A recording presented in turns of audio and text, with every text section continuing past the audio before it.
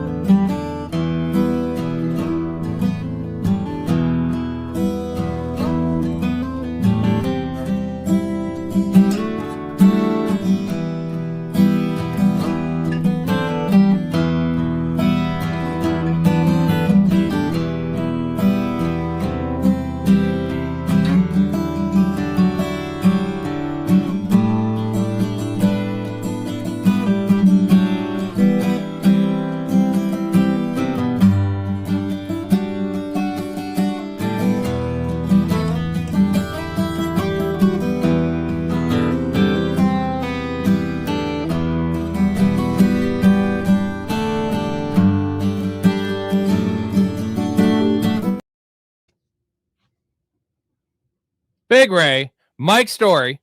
I'm your host, Rob Simmons, the host of the most. Jason, superfan Jason, will be joining us in a little bit, talking some Tropic Thunder. You guys have been clamoring to do it, Jason especially. Storey, why do you love this movie so much, and where does it rank on your pantheon of comedies? Yeah, it's not a S-tiered comedy, but it is absolutely hilarious. Watching it back, you miss the facial expressions of everybody reacting to people reacting to other people. Jay Baruchel's got some really outstanding lines in here itself. It's quotable. It also it's enough humor on the satire front that it keeps it moving. So there's just a lot to like about it. It's a solid B comedy for me. Ray, what's your favorite aspect of this movie?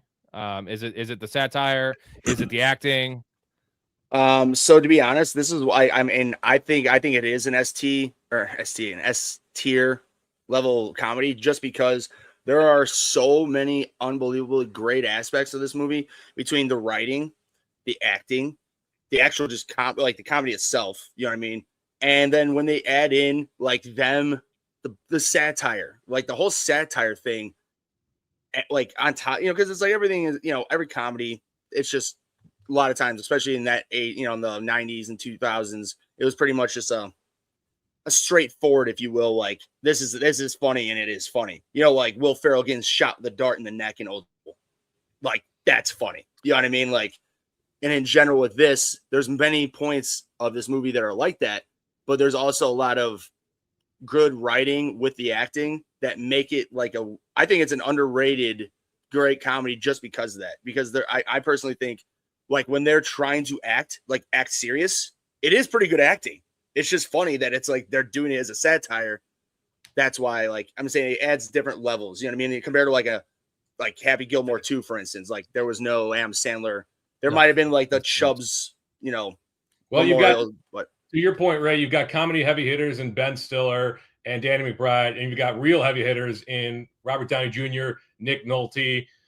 It all around, you're right, that Bill Hader, Tom Cruise. It's good acting. It's a good movie. If you take away all the absurdity of it, it's still a really good movie. And that's the action. The action's legit, right? The action scenes it's well shot. And Ben Stiller, let's get some shout out to Ben Stiller, who directed this movie. He did a phenomenal We're talking about the this. satire angle, and just how this movie pretty much is taking aim at a lot of different things. You have the war satire, the actors' egos, studio greed, movie industry, full retard, blackface, among other things. But Ben Stiller was kind of, he was that kind of the golden boy there for a while with Meet the Parents and some of these, I like Meet the Parents, but the sequels are bad. I'm not going to say Night Museum. Maybe he was just that dude. But it was still a huge hit. They had 3 movies. They had a trilogy. You know what I mean? And the first one was really good. I'm not, the one was, but either way, Ben Stiller, this was right in his heyday for sure. Because he was kind of thrown in there as the Hollywood guy, the anointed Hollywood guy. Who would you guys think Ben Stiller is actually funny? I like Ben Stiller as an ancillary piece. Happy Gilmore comes to mind as if you give him 5, 10, 15 minutes in a movie as a lead, he almost plays the Jason Bateman role, right? The everyman, where it's everyone else around him is funny and him reacting and going through You know, it's like he's a normal guy put in abnormal circumstances. That's the Ben Meet Stiller the Parents, aka, stick, you know what right? I mean? Like which Meet the Parents is like almost I mean, when I say perfect, it's really not like, you know, when I say, but it is like, it is a perfect comedy. There's so many things well written into that, especially if you're married. I'm not married. You two both are. Like, I'm just saying, having the mother-in-laws, father-in-laws all wrapped in that, like the in-law, you know, syndicate of that. I will just say this. Ben Stiller himself is not that funny, but he did learn from a fucking comedic genius king, Jerry Stiller. So he very well may not have, and it made like that just easy comedic relief. And that's the thing. Jerry Stiller wasn't just like slapstick. He was just a funny, smart. Maybe Ben Stiller didn't get that rubbed off, but he understood film. And that's where Ben Stiller has been successful. Especially, like, I think this movie was sort of like that peak like point to be like, I understand comedy and I can do this. I just may not be the funniest person, like the main star of the fucking comedy, like my dad was, you know, or many other actors we can come up with, like a laundry list of them. But he knows. Story, give me your thought on blackface. I want to hear your thought on blackface because this was 2008, right? So it was like right before 2008 the blackface is wild, bro. That is wild. I know things were different.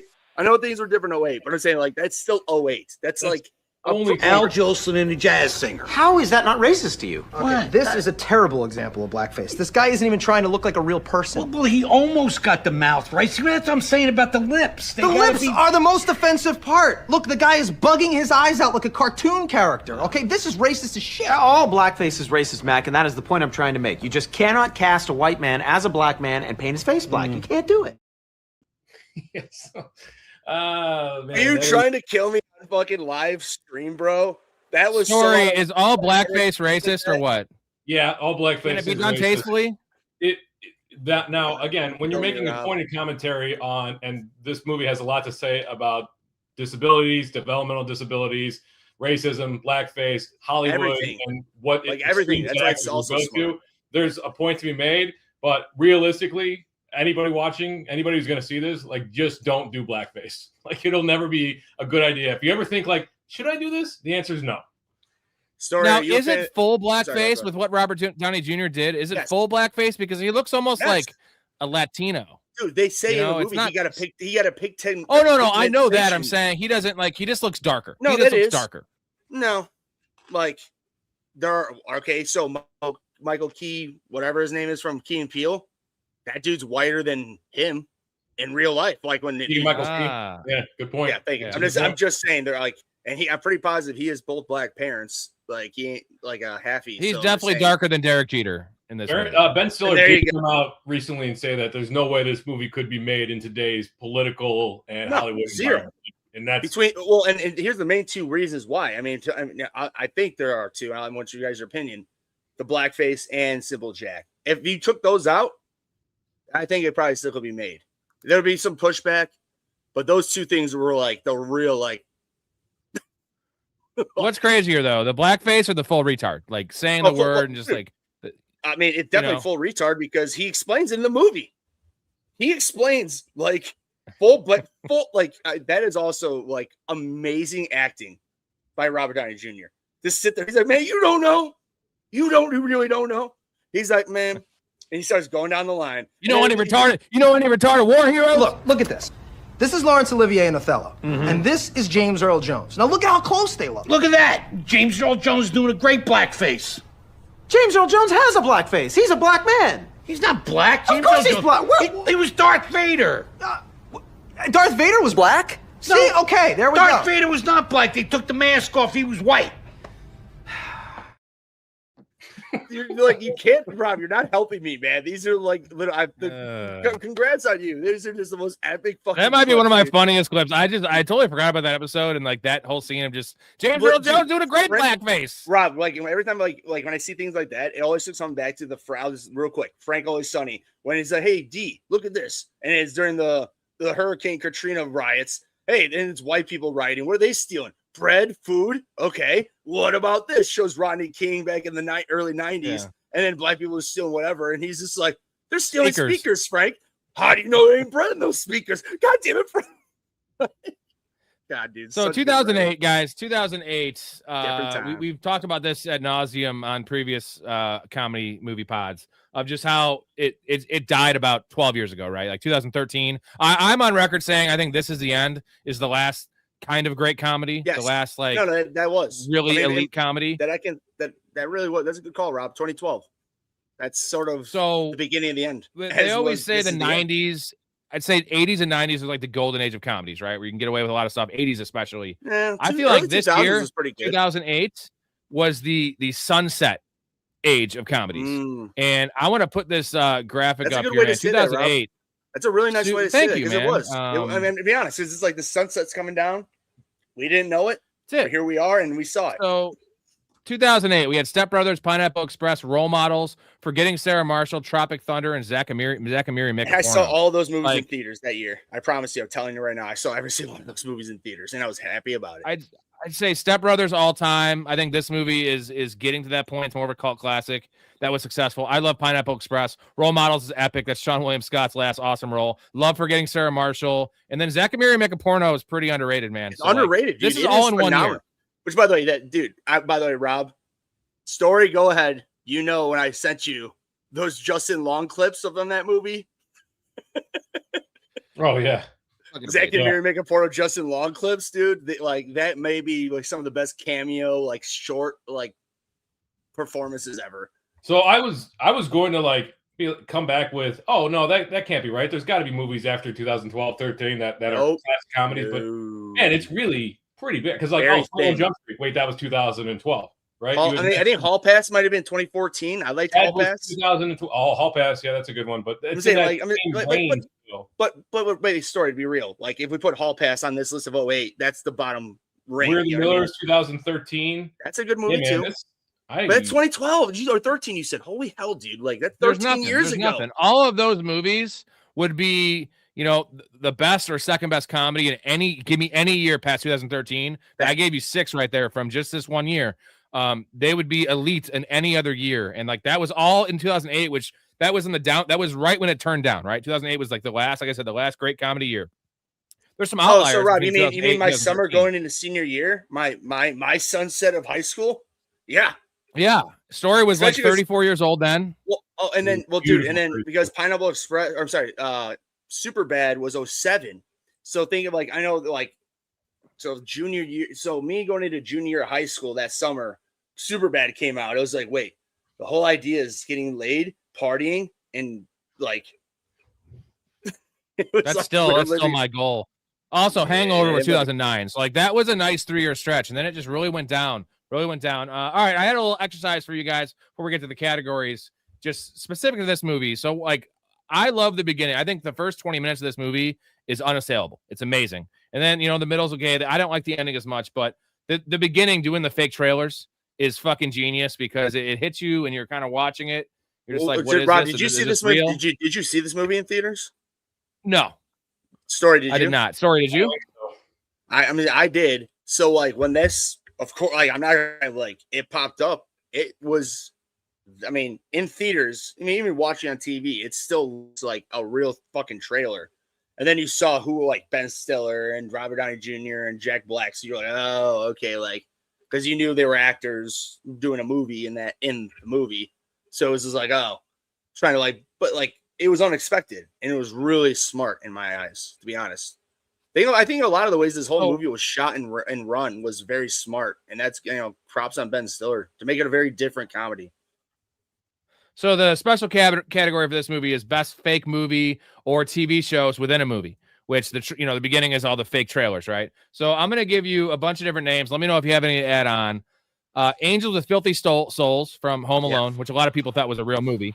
And then the sequel. I was saying, the sequel, extra, something. I think it was extra, one other extra Angels. Your Souls is a sequel, yes. Thank you. Then we have Stab from the Scream franchises. From Scream, right? Yeah, yeah. Terrence and Phillip, Asses of Fire. Very, very good one. Hey, Rob, so real quick, I'm not gonna lie, when you get to me, I do have TV shows within movie or TV and movies. Yeah, I said you could do that too. Yeah, I'm just because, but I'm saying, so just to add on, just so we don't do it, Terrence and Phillip.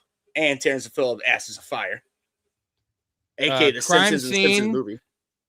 Crime scene of the crime. That's from what movie is that? I don't have the name of the movie. That's fucking the Hawaii movie where they go I just had it up here. What the fuck movie 50 is First Dates? No, it's Forgetting Sarah Marshall. Yeah, Forgetting Sarah Marshall. Yeah, that and was then her shit. Badtastic Voyage. Badtastic Voyage from Superbad. The porn they're talking about, where they actually show like a little clip of it. That's Badtastic. And then I think my favorite one is Log Jammin' from Big Lebowski. That's a good one. The porno. Yeah, that's really good. The guy comes in, he's like, "Yeah, I'm here to fix the cable," and then the chick's like, "Yeah, you could imagine what happens next." And the dude's like, "He fixes the cable." What do you have, Story, to add on to this? The only thing I wanted to add on was you've seen 22 Jump Street, the sequel to 21 Jump Street? Yes. So at the end, they go through and they do like 24s through 30 Jump Street, and they're all different types of schools. So it's cooking school and seminary school, and it's these little snippets, these like 5-second trailers for these movies that are coming out. So it's 23 on. What do you got, Ray? I mean, Rob, you're gonna have to cut me off, so just tell me when. Because there's been when I did my little digging, I found a Reddit thread, and I just kept reading, and I know a majority of everything. So just tell me when, and I won't. Yeah. I'm not gonna just list them. But so McBain the movie and The Simpsons. Every McBain, if you're a Simpsons '90s fan, every time McBain comes on. If you put all those together, it is an extra like 8 or not 8, but it's like a 3-4 minute movie. So the McBain series, which is a spoof on Schwarzenegger, and then Itchy and Scratchy and The Simpsons, epic. I really love King of the Hill. So if I don't know if you two have watched King of the Hill ever, but there's a murderer or a hitman Mexican priest that it's all in Spanish. Oh, Yeah, I'm saying so him, like those are always epic as hell. Like every time they throw it on, it's just like crazy fucking scenes. I'm a big fan of all, I mean, of course, everything, honestly, all the things that they put into this movie. I understand why we're talking outside of this, but in reality, the 3 actors and their 3 movies, those trailers, epic as hell. Like they really were. And then also, I don't know if you guys like Futurama, but All My Circuits, which is with the you can add Hypnotoad in there. Yes, so there you go. Like, yeah, there's that. Rochelle. Love Rochelle. Dude, Seinfeld so many Death Blow, right? Sack Lunch. Prognosis negative. Back notice. Jerry. Negative. Jerry. Lethal Weapon 6, most importantly, right? And Always Sunny, Rob. Yeah. I got a better one from Sonny though. Thunder Gun Express. Dude hangs dong. Dude, the way that they write that, they make it seem like it's the most like take Tom Cruise, any fucking epic, amazing action actor, mind you, and combine all their movies into one. This was that. Like that's the way. And have him hang dong, yeah. Have him hang dong. Dick. I also really like all my circuits. If I come up with one, there's this. I'm saying there's a Reddit thread, and I kept like rolling and scrolling, and there was a lot. So what's your favorite story? What's your favorite? Log Jamming, Angels of Filthy Souls. Simple Jack from this movie. Stab, Fantastic Voyage, Terrence and Phillip, Asses of Fire, or Crime Scene of the Crime. I'm actually going to write it in and use one of Ray's. I'm going to go with the McBain series from The Simpsons. That is because you can stitch those together and actually create a movie with a through line. Story, how crazy of good writing are those writers? Though it's like, because it was like they did it originally and they're like, oh, we'll see what happens. And it clearly was like a hit. And then they're like, just like a movie. And they're like, oh, okay, we'll keep writing. And to your point, I think they had like 4 or 5 different segments that make a 3-4 minute movie on YouTube. You can look it up. Like, and it's actually all in scene. For me, I would probably say just for the nostalgic, it would be the Home Alone movie. It's just like, I just like every Christmas. The fact that people did not know it was fake. Like people thought it was an actual movie. Well, admittedly, of course, I was born in 91. I didn't know it until I did research for the pod. There you go. I mean, and I may not. Nightman. Nightman says we are gay and LGBTQ friendly stream. Please respect this stream. Well, we respect a lot of things. Unfortunately, this is Tropic Thunder, and they didn't respect any of this shit. So we're gonna go. This is Tropic Thunder. That's all I gotta say. Again, hey, we'll do it respectfully. If you do a little research, Nightman, pretty much like 90% of these actors, if not close to 100% of these actors, are on board with the LGBTQ movement. They're like they weren't like in reality. They like Ben Stiller said, I can never make this movie right now. You know. Profax says It's Always Sunny is proof that this could be made today. I'm going to counter with the fact that It's Always Sunny as a TV show is different. And you don't need the funding, right? But dude, Rob, the funding for a movie like this is huge. But you and I, we've talked forever. We did our Sunny podcast. Like Sunny has died down from the assertiveness that they did to just get a little more crazy. The absurdness was more the racist, bad, like dirty things they did. And that was in the earlier seasons up in, maybe like season 8 up to 10 maybe, but like we're in 16, they had to die down a little bit like on those things, you know what I mean? Like Martinez. Mm-hmm. One last thing, Storey, I want to get your opinion on this one. So, in the Simple Jack thing, how he says it kind of ruined his career and how he says he was still stuck in that R word mentality where he was like, am I actually dumb? And just, it like with the Hollywood chick was just like, can he bounce back from this role? So I want to give you real life examples of this, and I want to hear what you think the worst is. So Eddie Murphy and Norbit, these are roles that pretty much almost tanked a guy's career or set right, almost ended their careers. Eddie Murphy, Norbit, Adam Sandler, Jack and Jill, John Travolta, Battlefield Earth. Will Smith has 2 of them: Wild Wild West, which he took instead of doing The Matrix, which is insane, and then After Earth, which he did with his son, also terrible. Elizabeth Berkley did Showgirls, which I approve of that movie, but really, really bad movie, and she was a hot commodity in Hollywood, and that movie just she was nothing after that. And then Mike Myers, The Love Guru. Yeah, the ones that stick out to me as career killers, Elizabeth Berkley and Showgirls, first and foremost. I mean, that basically killed her career. And then Eddie Murphy and Norbit, he's done some stuff here and there, and I know he did the Beverly Hills Cop remake, but he hasn't really bounced back from that. Whereas these others, like Travolta, that was early on.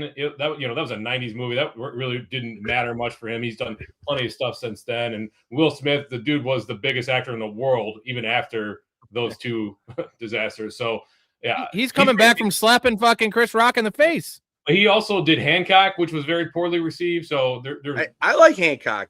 I think it's underrated. I'm not going to sit here and say it's a great movie by any means, but I think it was above average. But Adam Sandler set the bar so low that Jack and Jill couldn't tank him. Like any other, like Jack and Jill is literally Rob, the Simple Jack. Rob, right? Adam Sandler is a 100 millionaire because of Netflix. So like Netflix clearly didn't give a shit about that terrible performance. They gave him the keys to the studio and let him continuously do with what was that Halloween movie where he does his like Hubie Halloween. Yeah, Hubie Halloween. I actually liked Hubie Halloween. It was actually okay. I think that voice is funny. There's plenty of people who just like maybe I don't know. Sorry, you hate that like the way he does that little squeaky like funny voice. I'm just saying like I don't mind that. Like it. No, but there's plenty of people who hate it, so I get it. I'm not gonna say like you're wrong. There's so many people who hate it, like they do. But like, there's a reason. Can we all agree that Jack and Jill is the worst movie of all these, though? Like, I know it's like it's kind of in a box. I've never seen it, admittedly, so I don't know. I didn't watch it because I actually have only seen a little bit of it because it's so bad. It's the plot alone is like the dumbest thing ever. I never took the time to watch it. What's the one with David Spade and Kevin James and where they're all getting together? Grown Ups. Grown Ups. I had to turn off Grown Ups. That was, honest to God, that was one of the worst movies I've ever seen in my life. Dude, that's funny because I didn't like hate it. It was like I thought it was like an understandable like move for their timeline, but then they made 3 of them. I think they made a trilogy. There's and like 2 the OG for sure. one was okay. Oh yeah, no, you're right. I think it was just 2, but like the OG one was I don't know. But again, that story. That's my point. Sam Sandler has his hand on Hollywood's balls. That it's just like whatever he wants to do, he gets paid a lot of money to do. It's almost and like his friends all benefit. The only thing that turns me off on Grown Ups is that should be Chris Farley in the Kevin James part, which would be epic. Like that was written for Chris. That is Chris Farley. You know what I mean? Right, Kevin James is fine. I like Kevin James. Okay. $92 million box office, 195 million. This movie actually, like, because it's considered a cult classic. Story, can you be a cult classic and make $100 million? Like, is it possible? Yeah, because you said a $92 million budget, right? $195 million made at the box office.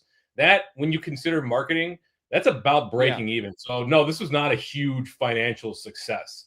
Like, they probably broke even or maybe made a little bit. So this puts it squarely in cult classic territory for me. Yeah, I get down. Ray, what are you munching on there? I see you munching. You got some tacos? Tacos and burritos? What do you got?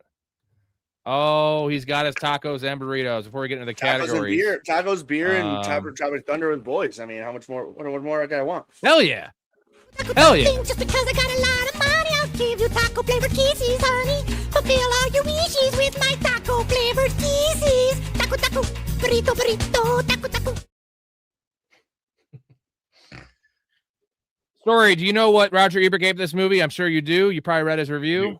Yeah, 4.5 stars. He called it, quote, the untainted war movie.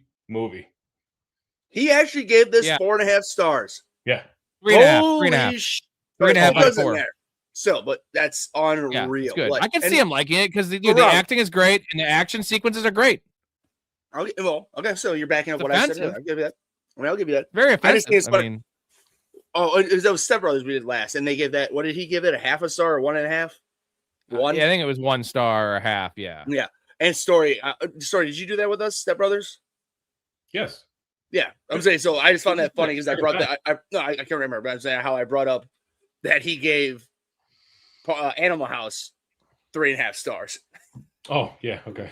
Yeah. I know. So no, here's the thing: is apparently Raj hates stupid, like stupid to be stupid. Raj doesn't get offended easily. That's apparent because Animal House, there's some fucked up shit.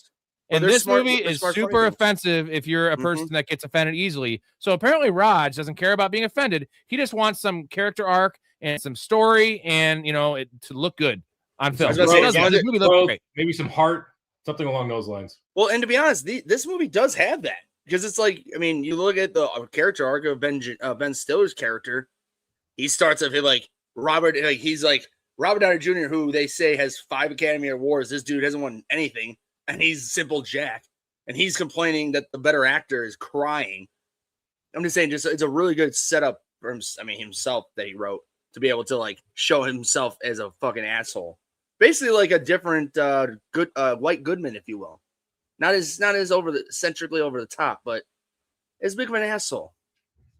All right, boys, out of the categories, best scene, most favorite scene, Story. Give me a couple of your favorite scenes here. Yeah, this one's pretty classic where Kirk Lazarus is telling Doug Speedman you never go full R word and how he breezes through the 3 or 4 different movies that has guys portraying developmental disabilities. I also love when Al Pacino keeps giving Lazarus shit about his blackface and also being Australian when he calls him Kangaroo Jack when he takes a shot at Crocodile Dundee. I think I hit your baby. And then, dude, any scene with Tom Cruise as Les Grossman is top of this entire movie for me. See, I love McConaughey. I know like Tom Cruise kind of steals the show, but McConaughey is so underrated in this movie. He's the statement he makes when he's talking about is adopting the kid, right? And he's like, well, at least you get to choose yours. I hate you choose yours. I'm stuck with mine. And at the last scene, when they show him on the airplane all fucked up looking, drinking, and then he goes to his son. By the way, he doesn't even show the actor's name. I saw that too. That was weird. I love how he's always just playing Wii. Like he's just chilling, playing Wii, talking on the phone to his clients, like so fucking casual. What do you have, Ray, for your couple favorite scenes? You guys said a few of them. I mean, to be honest, I think the 2 top scenes are Tom Cruise's, which is the Flaming Dragon, I will fuck your face. And then I think that may be the best scene, just because when you saw that I saw this in theaters, so like listening to this on loud, and then Tom Cruise just using the language he's using, it was so shockingly, greatly unexpected, so far out of left field that you just never thought this was coming. And then now when you do more research, and I figured this out before doing my research for this movie. But it was not too long ago I figured this out. But like Tom Cruise told Ben Stiller, like, he gave him like all the ideas for Les Grossman, like for the outrageousness, the hair, the prosthetics, everything, like to have the big hands. And it just worked out unbelievably successfully well. Like it was again a unbelievable performance. I also really love when they blow the load before they should, because there's so many actors that are involved in that scene. So just the whole compilation of like all of them acting within that. Jack Black is literally just hanging on a fucking string, basically, like a wire. And he's just bitching and moaning the entire time. And then the bucket explosion comes. He thinks he's about to die. Like sitting up there, and they're like everything. And then 2, I love when anything with Tran, the little fucking kingpin, Asian kid. That dude, he was so fucking great. Like, I mean, there's many things, but I can keep going. But I'm with Storey, to be honest. Like, Tom Cruise completely just stole every single scene he was on, and Danny McBride did pretty damn well with Nick Nolte. Like Nick Nolte, I'm sorry. Those two as a combo was a really nice, because it was like Danny McBride worshiping him like as a god, basically. And then coming to find out his god is just a big piece of shit loser who's a Coast Guard, not a fucking nom. When he's talking about his book, he's like, Tropic Thunder. It's kind of like my Catcher in the Rye. In the right, dude. Honestly, I think the best scene is Storey. You said it. You said it best. I think it's just the full retard, the whole monologue. Oh yeah. Honestly, like the fact that I'll sorry, go ahead. Sorry. He talks about Sean Penn and milk, and he's like, if you go full R word. Yeah, watch out. Watch it. You see what happens when you do that? Walk away empty-handed. Yeah, exactly. You see, exactly. Walk away. I'll just say this. I'm sure that scene had been shot probably like 30 times. I mean, I'm just pulling that number on my ass. I have no idea. Just based on the blackface, the things Robert Downey Jr. with the seriousness is trying to say. Especially breaking Yeah, well, think about it. It literally is a scene with a white man, a serious actor in blackface, talking never go full retard. Like, it's to another white guy. Like, I understand. I guess so many retardation levels, doesn't have a color, but I'm just saying, like, Ben Stiller isn't retarded. Like, he's like, it's one thing. Like, maybe if he was autistic, because like now there are some autistic like actors out there. You know what I mean? Like, just because they are actors and whatever. But like back in 2008, didn't have as much of that. And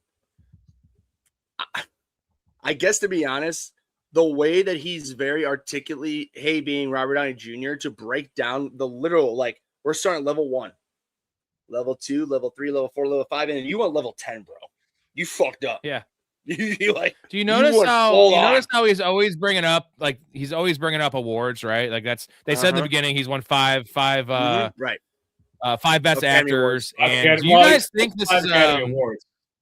Do you guys think this is a shot at Daniel Day-Lewis, right? A guy like that, because Daniel Day-Lewis is a guy that only acts once every 3 or 4 years. And I'm not saying he's not in it for the craft. Obviously, he loves his craft, but it appears to me there's a chance he is just chasing awards, right? He's not just doing movies to do movies. He's not doing passion projects. I feel like he wants to do these epic all-time movies, have these epic all-time performances. And I don't know. I feel like Rob, could be. I'm never going to attack a guy who's that good of an actor. Because to be honest, I'm going to go the opposite way. He's that good of an actor that he's not going to waste his time on bullshit just to get money.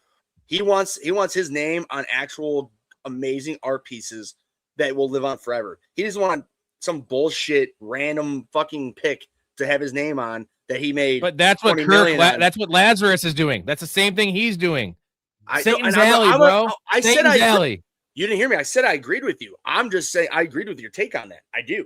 I'm just saying, like, Daniel Day-Lewis, I ain't gonna hate on him for doing that because he doesn't have a bad movie, really. I mean, tell me a bad movie of his that I haven't seen, probably, and I'll agree with you. But most movies, you think they're doing that? You think Ben Stiller, not purposely? It's not a direct shot at Daniel. No, it's not a direct shot, but it's just a spoof, as a sort of like somebody like him who goes.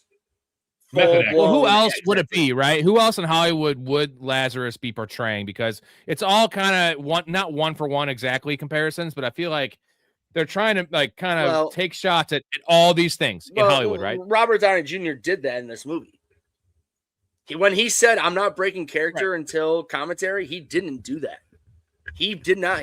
He was method acting through the whole movie, and then he stopped doing it when they were done with the commentary. Apparently, Joaquin Phoenix for the Joker. Robert De Niro's a really well-known method actor. Natalie Portman's a well-known method actress. Jamie Lee Foxx went full method for when he did Ray. Like, so it's a shot at method acting, and it's satire in relation to that. It's not. I don't think it's directed at any one actor. Sure, and I'm with you. That makes a lot more sense. It's just like in general, like you're a method actor, you think you're better than everybody because you're really diving into that spot where it's like many other. I'm not gonna say it's bad because I love the performances that people do that in, but we also know there's plenty of people who have great acting performances that don't have to go balls deep and to be like, hey, Rob, my name's not Rob.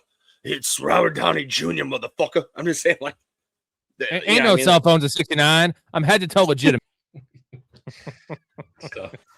And they do a really good job on writing on how probably a normal Hollywood set is with so many big head case actors. I'm saying, like, for instance, I know you guys don't maybe know, like, hate or whatever, how you love or hate it. Marvel, for instance, though, just saying, but when they have those Avengers movies, and they have 30 fucking A-list actors all in one room, it's got to be a fucking nightmare. Yeah, it's got to be. Are we going with full retard? Are we going to go full retard as the best scene, though? It's most iconic. Yeah, I'm voting for that one.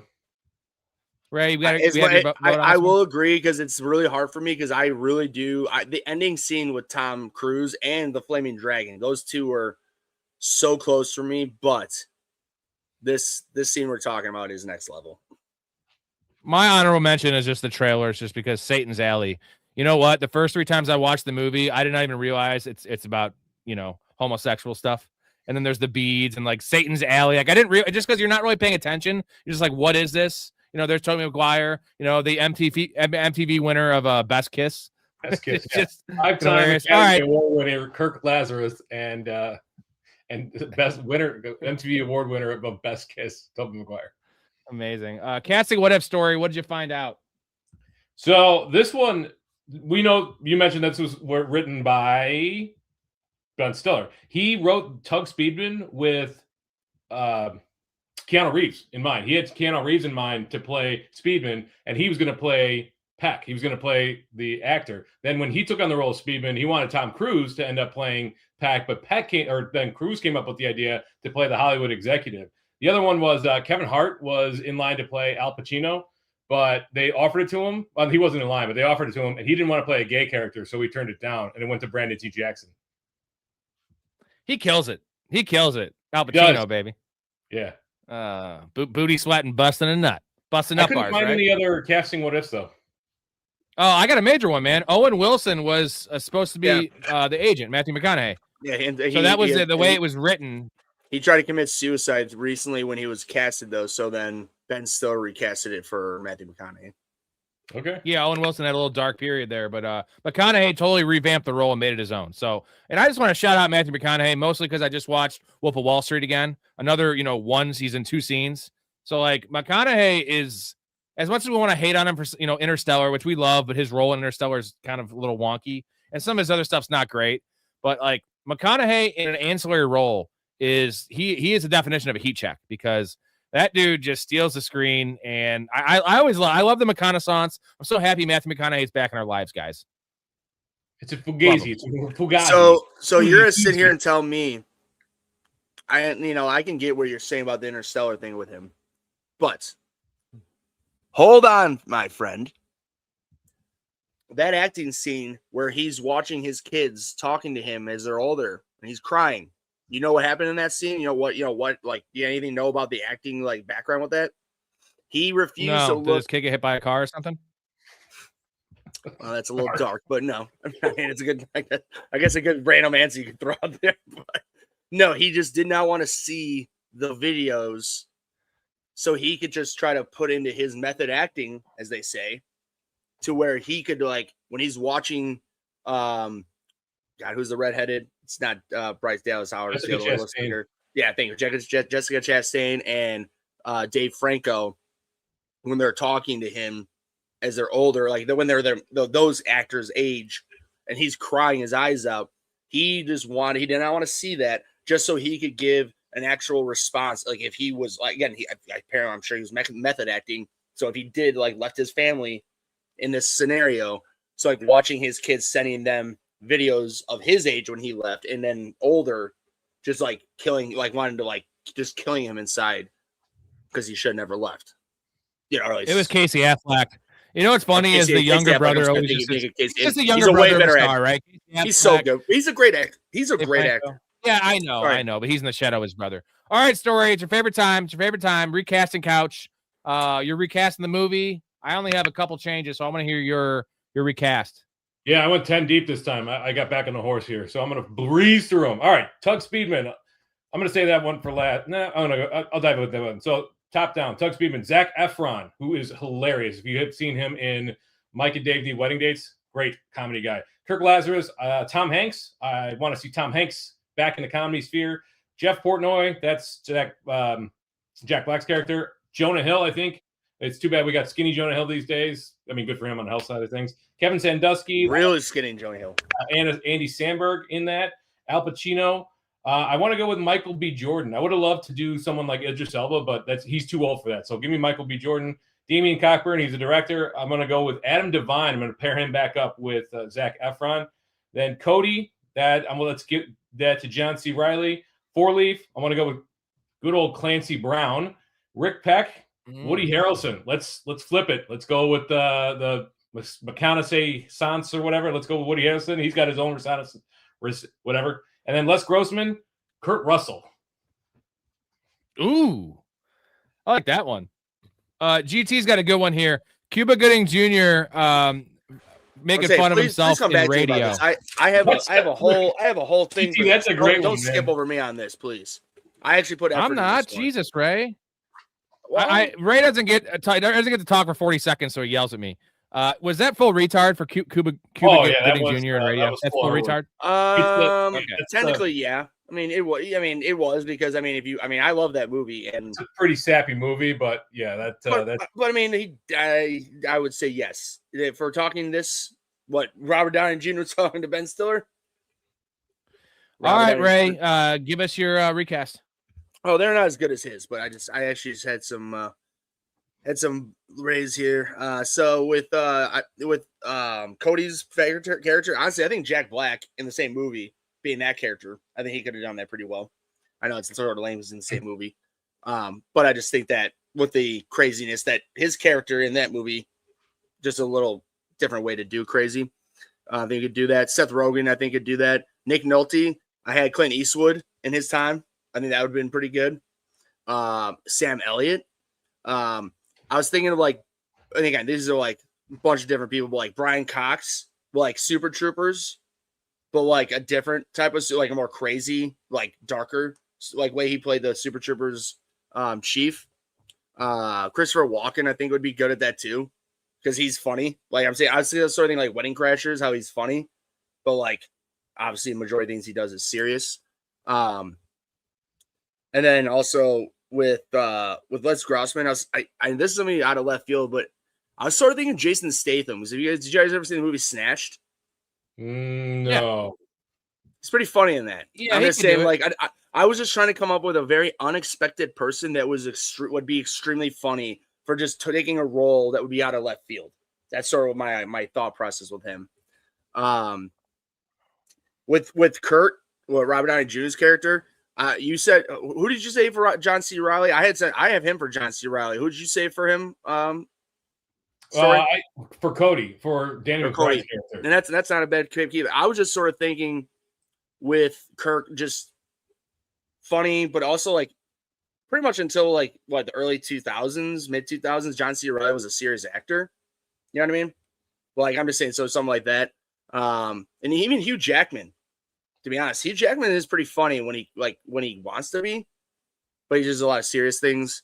And I was just sort of thinking with the what's his name? What's the black guy's character's name? Brandon T. Jackson, Lazarus, Al Pacino. Yeah, no, him.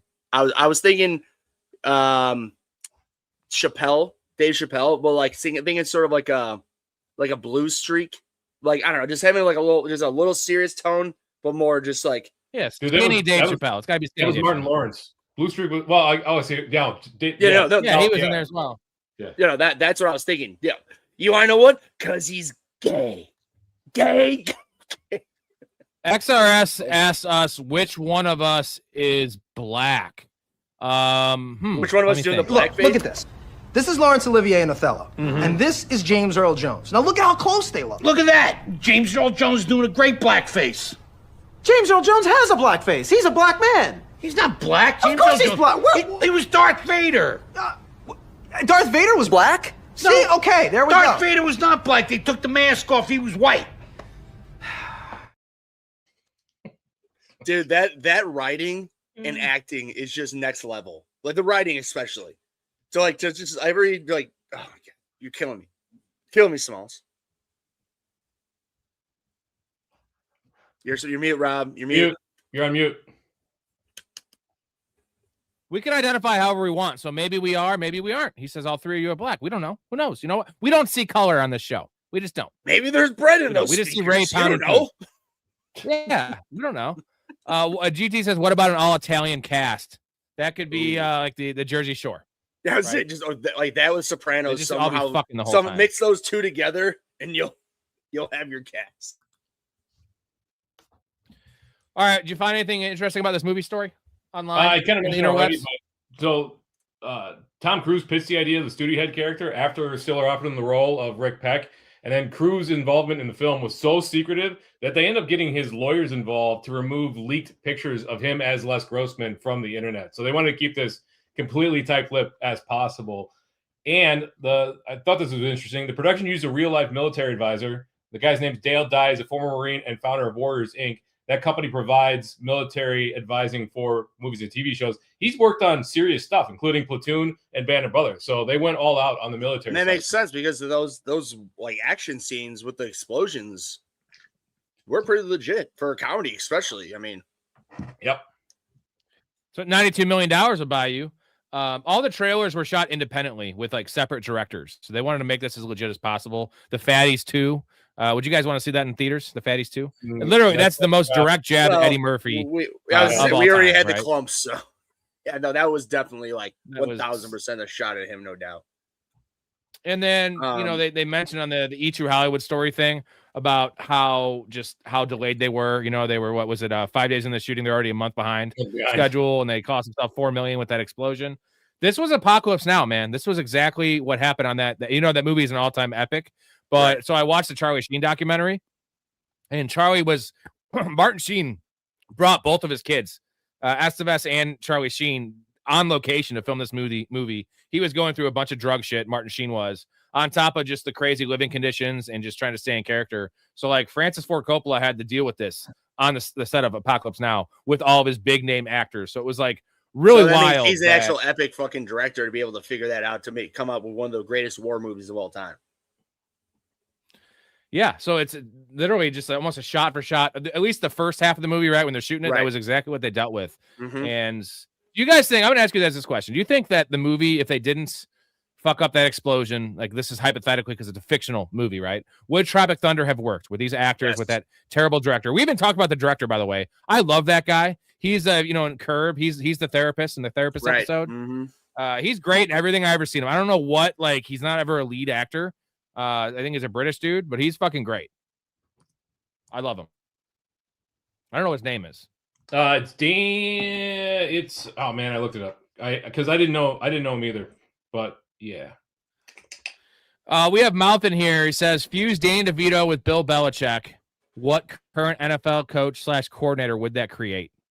So you got, Danny DeVito, let's just say Frank from Sunny, that character, with current Bill Belichick, by the way, who is old as dirt and dating a 25-year-old or whatever she is. What current NFL coach does that create? Do we have a comp for that story? Danny DeVito and Bill Belichick, current NFL coach. But Dan Campbell, that's the only thing I could really come up with, to be honest, who's serious and crazy. I mean, I'm just the top of my head. I mean, I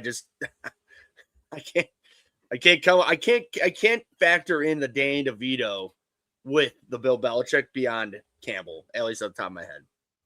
Yeah, I mean they're very similar in body type too, and I don't know of any coaches. I mean, Yeah, shit. If you were to combine both of them, I mean, Campbell's bigger than them, but yeah, I mean, in a way. yeah, I mean Belichick's not, like I would say McCarthy, but McCarthy's pretty tall.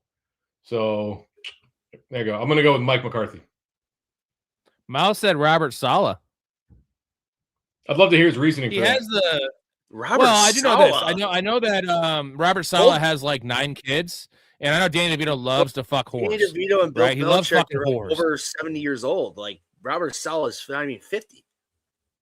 I think he's maybe talking about Oh, just like I think he's talking about more like his persona, his mentality. That makes sense. And I do okay. know, like I said, he has 9 kids, and Frank Reynolds, you know, Danny DeVito loves fucking whores. Okay, he likes to go out and bang a bunch of whores. By the way, Mount South Downtown Sports, link in the description, gentlemen. Go check out that show. Big Ray's been on multiple times now. He's going to replace Uncle Ian Eagle there soon enough, I think. Maybe. Highly doubt that. Hey, on You know. to acting award. Ray, what do you have? You didn't want my random facts? Oh, my bad. My bad. What do you got? Get So- fat. Of course. No, but so this is on because for this type of stuff I love looking at IMDb and for their trivia. They were saying originally Nick Nolte reveals during a video teleconference scene that his character was intended to be a homage to Robert Saw's character in Jaws, or his character of Quint in Jaws, and it says that Ben Stiller tore down, feeling that there was too many homages at towards that, which makes sense because this is not a spoof film, but just I guess it technically is. And then I really like the idea that it was saying that that Ben Stiller wrote the part for Jack Black originally, sort of thinking because I think he said so this movie was made in 2008. Ben Stiller wrote this movie 10 years prior to the movie being made. So apparently he wrote Jack Black's character for Chris Farley, which sort of makes sense, to be honest, because I could see Chris Farley absolutely murdering Jack Black's character if he were to do that. Do you guys like Jack Black in this movie? Yeah, it's a little over the top for me. I like Jack Black and other stuff better. Like That's my thing. Yeah, I think it's not my favorite Jack Black at all. Yeah, it's not my favorite. He's fine in it. I really like Jay Baruchel in this. Like I find him to be absolutely hilarious. So then, what's your favorite Jack Black movie? Both. I'm not saying this is my favorite. I'm asking both of you. Mine's probably School of Rock. Okay. I actually like Pick of Destiny. I know it's really terrible and dumb. I love that movie, dude. I love the music in it. I'm gonna pick the dumbest movie out of all three of you. It's Saving Silverman. My favorite. Yeah. He's so funny in that. Oh, and then my last thing I'll say for just this. According to Robert Downey Jr., the character Kurt Lazarus was based on a combination, because we're talking about method acting, which is this proves exactly it, that they were spoofing on this. Russell Crowe, Daniel Day-Lewis, and Colin Farrell. There you go. Colin Farrell is pretty method. I'm just saying, but that's amazing. Yeah. Like fucking Russell Crowe, dude. But I'm just saying the fact that like I honestly I just read that just now. I didn't read this I'm just on IMDb just reading through the trivia, and I saw that like while we were talking. That is amazing that you guys called that shit out.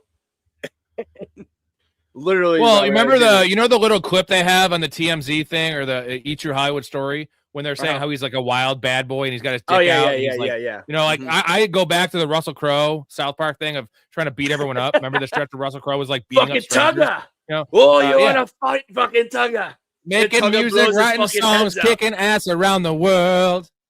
Kicking it. Oh, by the way, that's another great TV show. Fighting around the world. Tugga kills himself. They should just have that in other South Parks, not just that episode. Just every season, they just have like the TV on. There's a Russell Crowe beating up a new group of people. That was you're right. That was a really. I bet Russell Crowe though probably had some legal things to them being like, try that again and find fuck around, find out. Man. Russell Crowe's got a pretty good sense of humor. He had a back and forth with what's his name, John Oliver from I know John Oliver. Right? Yeah. Including like they named I won't get into it. It's a whole thing. It's pretty funny. He's a funny guy. He sent like a codpiece. I just look it up. John Oliver and him on on John Oliver's. You guys like Shallow Hal? Is that Not good, really. Jack Black? I like the movie more than I like his performance in it. I was gonna say I like the movie. It's not because of him. It's just in general. I think it's just a decent movie for just what it's about and the whole thing, but not because of him by any means. Can we talk about Channel Hell for 1 second? I know his mind, he's essentially in a trance, but like they choose Gwyneth Paltrow, who is she's skinny as a rail, right? And like the sex part, like how does that work? Is it his mind is tricking his body into not feeling, how big it is? Because Rob, it's like she is so small. Rob, come on, man. It's not because what they see on the outside, it's the beauty on the inside. So she may be in a 400 That's just a big fucking nitpick for me. She made a 400-pound moose, but she had a 120-pound inside beauty. Yeah, I don't know. I saw the movie once. I didn't care for it. Right? Oh, Mouse says bald, nuts, offensive genius, loves horrors, completely overrated. That's why it's Robert Sala. Robert Sala is bald, and you got to pay the troll toll to get in this boy's hole. You got to pay the troll toll to get in. He can see Sala singing troll toll to get in this boy's hole. You gotta pay the troll toll to get in. I'm sorry, did you say boy's soul or a hole? Because Artemis, I'm pretty positive I had boy's soul. Yep, that's what I got. Are you chewing gum? So Miles says, remember the episode where Isaac Hayes quit and they killed Chef over Scientology? Yeah. Isn't that crazy? That was like season 5. Chef was only in the first 5 or 6 seasons. And because of the Scientology episode that he was the Mormon. The death is so great though, right? Doesn't he fall? Episodes. He falls off a cliff, right? Breaks every bone in his body. He's still alive. Doesn't get like tore apart by tiger coming for, or the cougars come and eat him, and the bear cougars, whatever the fuck it is. Yeah. Yeah, man. Some Scientologists are nuts. They are nuts, but those they're two next guys, level. Trey Parker and Matt Stone, they do not care. They'll go after anything. What you do, by the way, I didn't realize this because doing research for the special topic we had, which makes sense. They made Terrence and Phillip in South Park to make fun of everybody, making fun of them for being a terrible show. So it's just doubling down, being like, yeah, we're fucking terrible. Fuck you. We're now one of the longest running comedy shows of all time. Story, do you have an overacting award? Is it Jack Black? It's close for Jack Black, but for me, it's Brandon Suhu, who is Tron. He plays the kid. Now, it's tough to throw a kid under the bus when it comes to overacting because he's probably 12 years old when this was filmed, but that's my overacting in this one. Dude, he's a badass in this movie, man. Like you never expect somebody that young to be he takes the screen every time he's on, so it's not a bad call. Starts whipping him with that fucking that stick. Yeah. And then stop the hurting me. What do you got, Ray? Is that yours, or do you have another one? No, I got a little. I mean, I was thinking about it because he was in my Mount Rushmore to put in there. I put Ben Stiller's one, or Tom Cruise is number 1 for me, just because.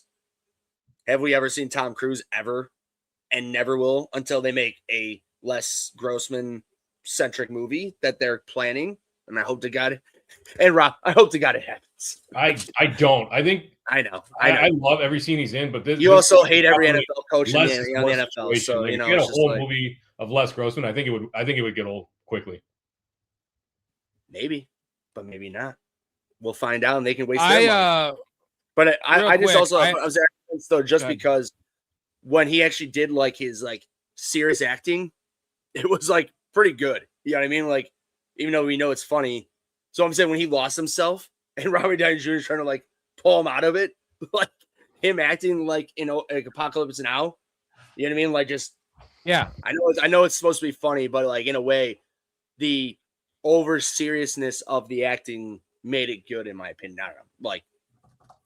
But Jay Baruchel's reaction again. Jay Baruchel, like Story says, has some of the best fucking reactions in this movie. You guys, that's just what he's there for. He's just right? There's so many looks that other characters will give characters. So after Robert Downey Jr. goes and fake pees with Jay Baruchel, then you got Chuck Steven coming up, and he's got the energy drink. What's it called? Not for Loco, but whatever they call it. Booty sweat. He's got the booty sweat. Yeah, booty sweat. In the background, you can see Robert Downey Jr. look over because he hears. It sounds like he's just, it's hilarious. And it's even funny because Ben Stiller at that point was so lost in himself that when Robert Downey Jr. goes up and Robert Downey Jr. just like, hey, I'm taking piss, I need to talk to you. And he turns around as subtly, like to like, you know, like he just does a little like half look at Robert or at Ben Stiller.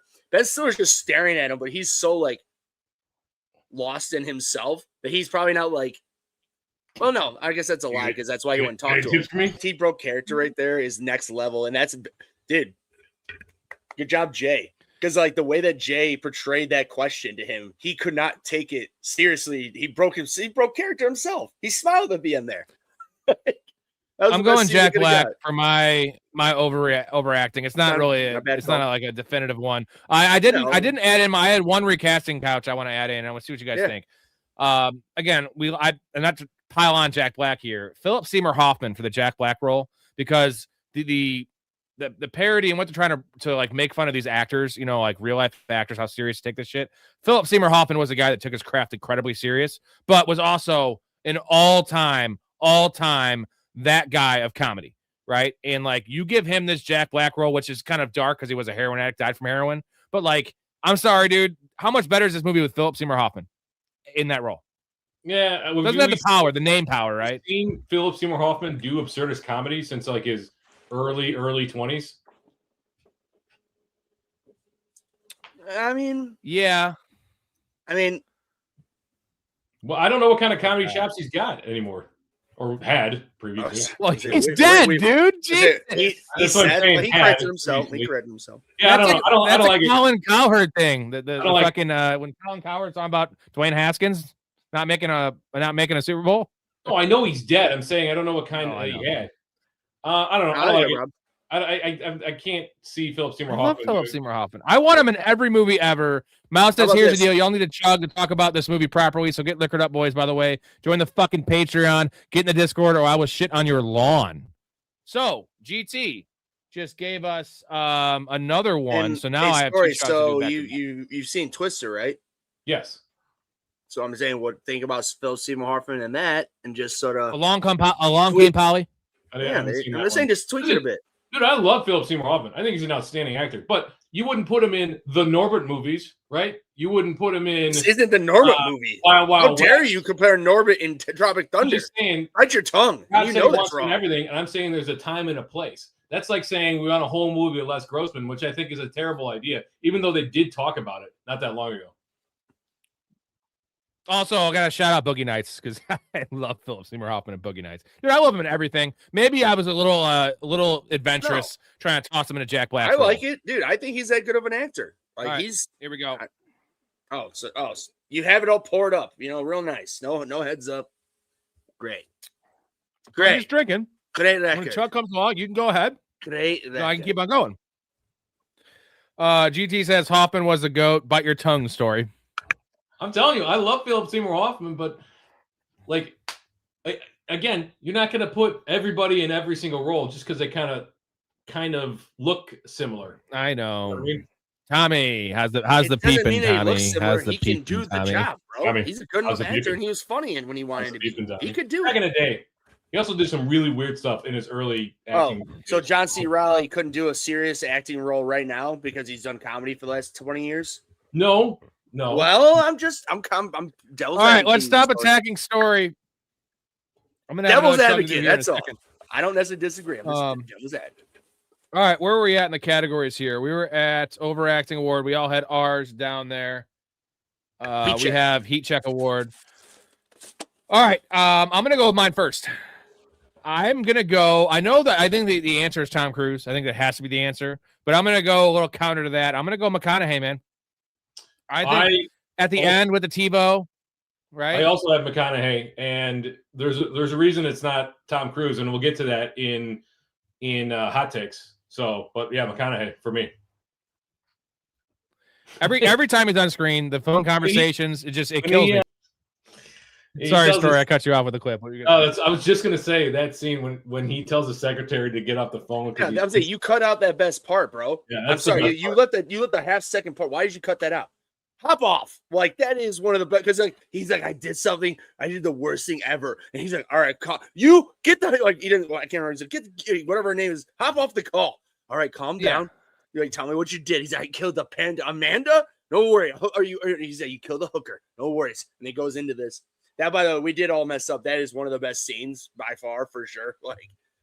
But to be honest, I'll be here to disagree with you guys, because I'm going to tell you right now, for every person who's ever watched this movie, more people will agree with me that it is Tom Cruise, because every time he's on screen, he takes this. He is the demanding character and the presence on every scene he's in. So, in my opinion, that's why he'd be the heat check, because every time he's on screen in that scene, he's taking the lead. He is like the fucking big dick asshole. Clearly, that's his character, and he does it well. Story, you were saying something about McConaughey. But I will say Matthew McConaughey is a very close second, because every time he is on. No, I'll get more into why I think McConaughey deserves this award over Tom Cruise when we get into hot takes. So real quick, Mouse said he interviewed Matt and Trey on a sports show we did called Rated R Radio, and aside from Imagine Dragons interview, best non-sports interview I ever did. How did you interview all these amazing people? I have Ray and Storey on, and then I hate Imagine Dragons personally. I think they're the worst band ever. I hate what they stand for. Worst band ever. No. Relative to their success, worst band ever. And you know what their main song's about, right? About his sister killing herself, and you're gonna say, okay, glad you. I feel like they just make songs for like trailers and commercials. That's all they do. I was saying the song that made him famous, which is about her sister killing herself. I didn't know this. Well, that's why I'm raying you and humbling you, just to ray you. Thanks. But admittedly, they aren't like, for as popular as they are, they're not as good as they are. Like, for their popularity. You know that question, if you could have dinner with anybody living or dead, dude, I would love to sit down with Matt Stone and Trey Parker. That would be, just picking those guys' brains would be wild. Well, dude, for them to start off with going with construction paper to being billionaires and just doing what they do. I mean, hey, that's a good call. They also went to Columbine. They were at Columbine High School. Mm-hmm. Right. Graduates. They always often joke about the fact that they were very similar to the shooters. Like in terms of like they're standing in the high school, right? They're always picked on and like same environment, right? Very, very middle class, middle upper class upbringing. And they prove it. They said, I saw an interview. They're just like, you know what? Fuck high school. Who cares? We all know it's true now after high school, right? Like your standing in high school is not your standing in life. And like they're fucking billionaires, making fun of anyone they want, ripping on anyone. And you got these clowns, the jocks that are probably working at fucking Walmart, Well, and that's pretty much the majority of things in life. It's like the people who get picked on in high school, we'll just say like 20% of kids in high school in a grade, like the graduating class you worked on, 20% of those people got picked on all the time. That 20% is probably more successful than the other 80%. And if not, it's a damn close number to 20%. All right, next category real quick. Mouse says he has 3 episodes this week. NFL, MLB, NBA, 3 sports, 1 sport per episode this week. Get yourself caught up. Downtown Sports. Link in the description, gentlemen. Check that out if you haven't already, or he's going to shit on your lawn if you don't join our Patreon. We're gonna kick you in the nuts if you don't. Ray will join. You don't want mouth and Ray's dumps on your lawn. So, Story, this is you. You kind of mentioned this. Your hot take. You have a hot take regarding Tom Cruise. Is that right? Yeah, because I don't think that I don't think Tom Cruise should be eligible for the Heat Check Award because he's too integral to that movie. I think he should have been nominated for an Academy Award for Best Supporting Actor because without him, this movie is a tier lower, a whole tier lower. This movie's not anywhere close to as good as it is without that Les Grossman character. So I will give you that because I did tell you that I think this is S tier, and in part is because of that. So to your point, you take that away, and then say you had it below that. When you think you said a B and I had an S. Yeah, I would knock this all the way down to a C if we didn't get that performance. And I might make it down. Honestly, I love him so much in this movie. I might all the way to a B. I think he's that. I know that's a good call. I don't even think that's a hot take. It's like if you like this movie and understand the movie, without him. That's a very, very astute, great call, my friend. Do you have a hot take, Ray? Just that I think it is. I personally think it's one of my top 5 comedy movies. I mean, but everybody's just the way you think comedy is. It's not that much of a hot take. I really don't. I think that's pretty hot take, bro. Story, do you have it top 5? I mean, that's pretty spicy. But there's reasons I say that because I like Story. I love Trailer Park Boys on Netflix. Completely the dumbest shit you could ever watch. Like you dumb yourself down watching it. But I love that stupid ass comedy. But like with this type of comedy, as stupid as it is in many different ways, clearly Simple Jack and all these different, like we can just keep talking about all the dumb things and make it dumb. But just the fact, I just love the way that it was shot, it was written, the acting in different ways, in different levels. It wasn't just like slapstick, here it is, boom. Now, of course, there is many things in that aspect in this movie, but the reason I bring it up so high is because you guys said to yourself, there's action. That is really good action. I think the writing, to be honest, the way that they wrote it to have the trailers in the beginning and then at the end, like it's the whole thing that like just the way they write it is, I think, is very smart. I guess I'll just leave it at that. Oh, look who it is. Look who it is. What's going on, Jason? Oh, hey, Jason. We're according to Ray's notes. Man, I'm a little late. That's all good, dude. Work is We work. are on You got that tea TiVo break for us? scene, boys. Yeah, do you have TiVo for us, Jason? I We need the do not TiVo. have the TiVo, but Tugger Nuts got it at the end. But Do you guys have a pee break scene? A scene you want to leave out if you could? I know because this movie's it's an hour 47. I've only been watching the 2 hour cut. Things like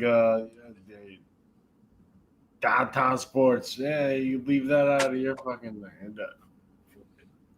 What an entrance! What an entrance from Jason. Story, do you have a pee break scene? Yeah, you got to be quick. It's a scene with Speedman and Half Squat right after the first Simple Jack performance that then goes right into Peck looking out the window and at the G5 in the magazine. So you got to be quick. But those two scenes together, you know exactly what happens. There's no dialogue. You can move on pretty quickly. Me personally, I had the one where right before they break off, like when Ben Stiller goes on his own and the other three or four go on their own. Right before that, like that night scene. Where like it's not the pee break scene, like where they're pee breaking themselves, but like I don't know. There's a like I guess it's pretty quick too Story, but there's like about a 2-minute spot in there that is just like you don't really need to hear anything about it. And if you didn't, and you came back from your pee and you realize Ben Stiller went on his own and the others were on their own, and you saw Ben Stiller and captured, it's like okay, that's pretty understandable. Jason, you're coming at a bad time and just this because this is a negative category, but you love the movie. Is there anything you would take out if it's 30 seconds a minute that you could skip over? Is not take out, but if you want to take a pee, what do you not mind missing? What am I missing? Maybe downtown sports comment. No, sorry. Oh. Jesus, this is fucking. From the movie, is there a scene?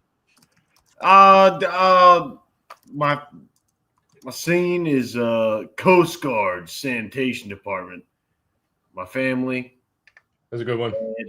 But dude, that also really proves how big of a piece of shit he was. Like if you miss that. Hey, no, I'm talking about fucking the Coast Guard. The Coast Guard's fucking one of the best branches of the fucking military. I knew what you're talking about. Second branch ever fucking of the military, brother. Love it, man. This is the Army and the Coast Guard. Coast Guard was founded in 1790, motherfucker. So Jason, real quick, I'm gonna answer this for everybody else. Your biggest nitpick for this whole movie is Nick Nolte's character and his entire fucking bullshit story that you just like.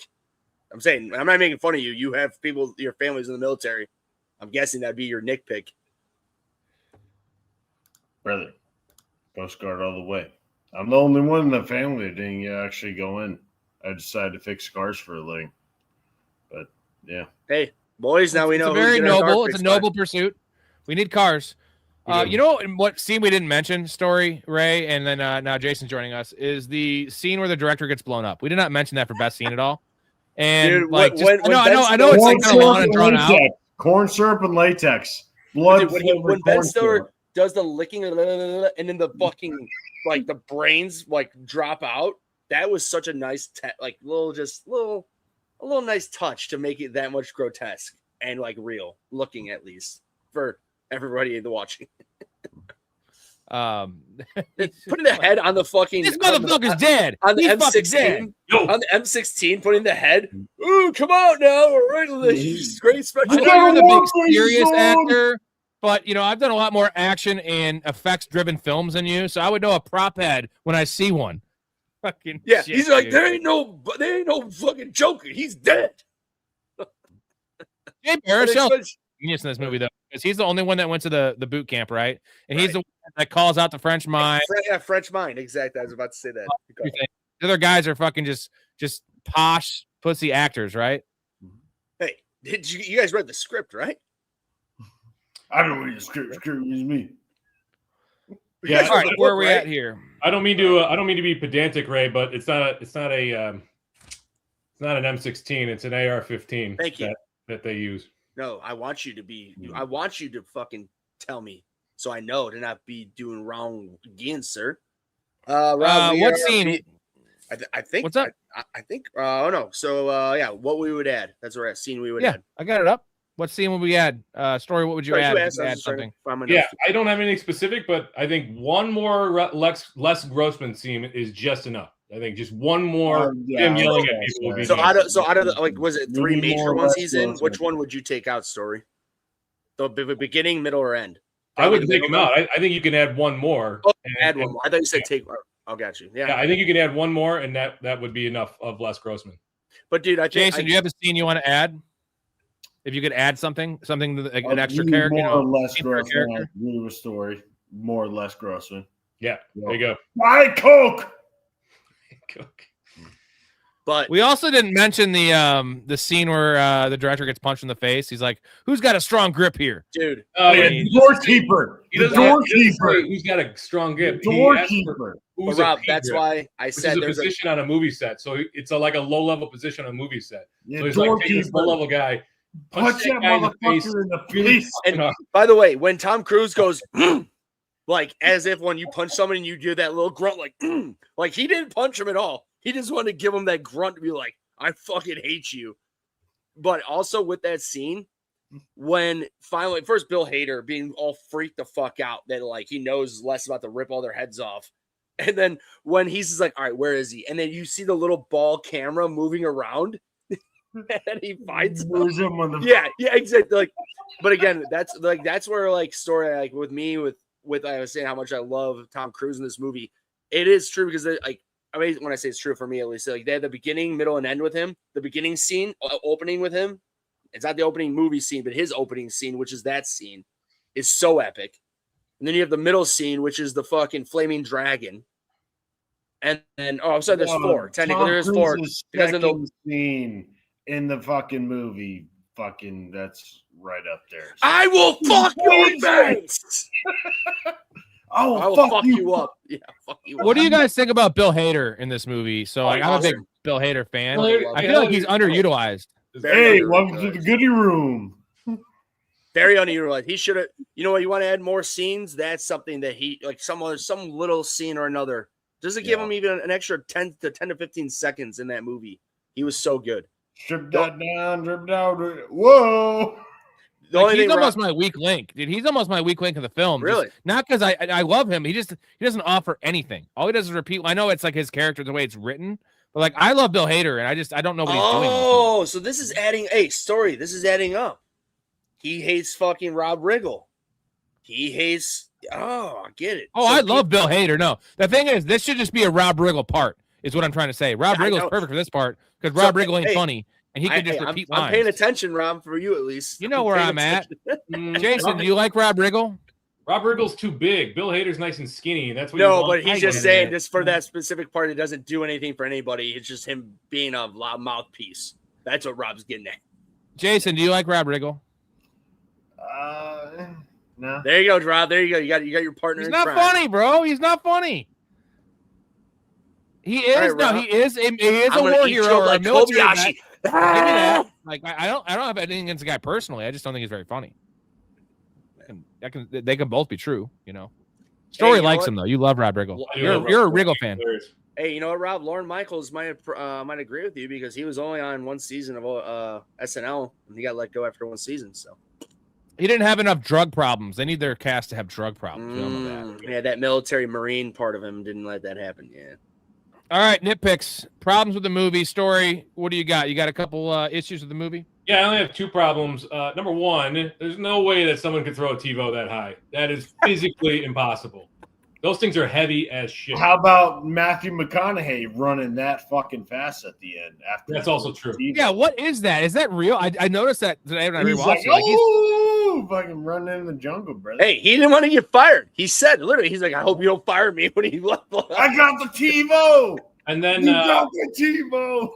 And then my other one is there's no way that Speedman would have run into a panda. Pandas are only endemic presently to China. So yeah, I was about to say China, and they're in Laos and they're and Vietnam. whether they're in Vietnam, Myanmar, Laos, doesn't matter. He wouldn't have run into one. They ain't there. They ain't there. the Bermuda. It's the Bermuda Triangle, right? No, the Golden Triangle. Old triangles. Yeah. Yeah, the He's like, we're fucked. He's like, UFO planes, they fucking all disappear, man. We're fucked. Yeah, I heard pandas are in Minnesota right now. It's just where I believe that. Ray, what do you got for nitpicks? So let's be real here. The way this movie portrays real actors being thrown into a war zone. I'll be real. I mean, I hope you guys agree with me. 95% of actors right now in Hollywood would never be able to survive this entire movie and everything that happened. Just not happening. Now, there's some, maybe I'm being hard on them, but maybe 90%, so 10% of people in Hollywood could survive something like this. In general, most actors in Hollywood would just crumble, and especially high-end actors who, if you guys have ever heard any actor, major actors' demands in their trailers, you know what I mean? Like all these little fucked up things, like they're so high maintenance. There's 0% chance that most actors in Hollywood, especially this high end that they portray these people to be, would ever last this type of movie.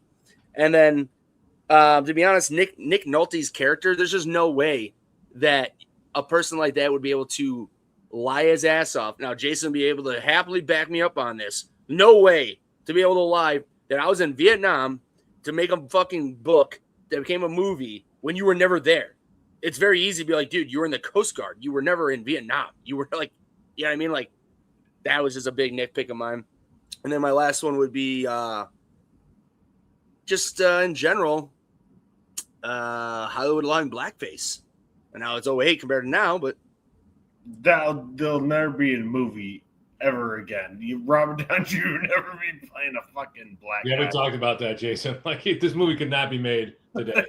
not even close. Yeah, maybe the R word stuff, even that would be problematic, but the blackface, absolutely not. Which is crazy. That like, I mean, like that is probably like out of the horrible things in this movie. That's the R thing is probably the like on the bottom toll of things that people would have issues with. Bottom of the total pole, brother. Yeah.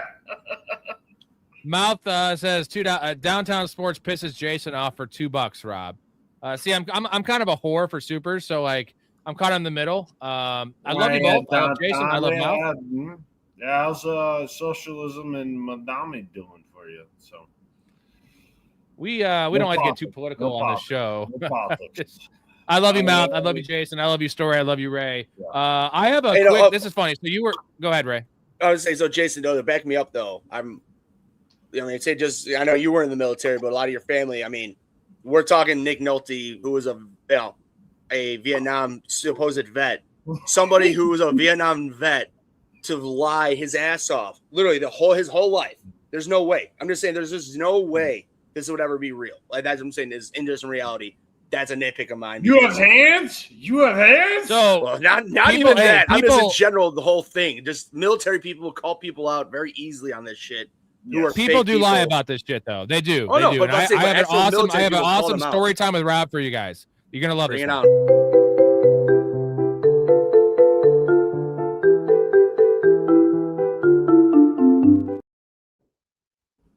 So I had a weird neighbor. Stop the music. Probably 12 years ago, 10 years ago. I had this weird neighbor live next to me, and my buddy would always come over with his girlfriend, super pretty blonde. And he was always telling me, my neighbor was always telling me he was a Vietnam veteran, and he'd get drunk and come over and like talk. We're having a good time, and he's like talking about stories how he killed people in Vietnam. And just like uncalled for. And what do you know about actual Vietnam vets and war vets? They don't talk about this shit at all. They don't. You can even ask them. I have a really close friend of mine, Tom Kreider, love you to death. 100% Vietnam vet, and I've been getting high with him and drunk some nights. And I'm like, I figure this is a good time to broach the subject. I want to hear, and he won't go down that road. So I just know they don't do this shit, right? True people, he would always say this. True people will never. And I found out that he was born in like 61. So, dude, the war was over, bro. You were not in Vietnam. He was like, maybe it was 59. Korea? He was like the same age as my dad. He was not in Vietnam, but he fucking lured. He lured my buddy's girlfriend in his house when his wife was gone, and we were jamming, and she was just hanging out like outside. And he's like, "Hey, I want to show you my cat." So she goes in the house with this fucking guy, and he starts talking about how he killed people in Vietnam to her, one-on-one. And she's like, "What the fuck?" Like blaming us. We're like, "Dude, how is it our fault? Like just hang out in the basement with us." Anyways, people do. The point of the story is people do lie about like going, being in the service, and then like what level of service. Usually it's what level of service they had. Maybe they signed up for the military, but they definitely didn't go serve, an actual like see duty, like actual fucking warfare. And this guy was just out of control. And like, dude, you're not that old. Like Vietnam has a timeline. You were not there, motherfucker. I just want to say real quick. There's this 3 years ago. I worked for Orkin Pest Control. I went to some guy's house in Aurora for Storey and Rob. And this guy had roaches. He was an older white dude. He was definitely a Vietnam age. So like what you're saying, this guy 100% was in Vietnam. Like his age checked out and his PTSD. So anyways, he had cockroaches. He had a bunch of them on the sticky traps so that I didn't have any extra problems some next day. He was talking to me the day before how he was going to burn the roaches in his fire pit. So I bring him a stack of sticky traps the next day. And it's in the middle of summer, and he pops open his screen door. I'm like, "Hey, sir, how's it going?" Hand it to him. And he says, I just jokingly, "Hey, yeah, so have fun burning those roaches in your fire pit." He all of a sudden like had a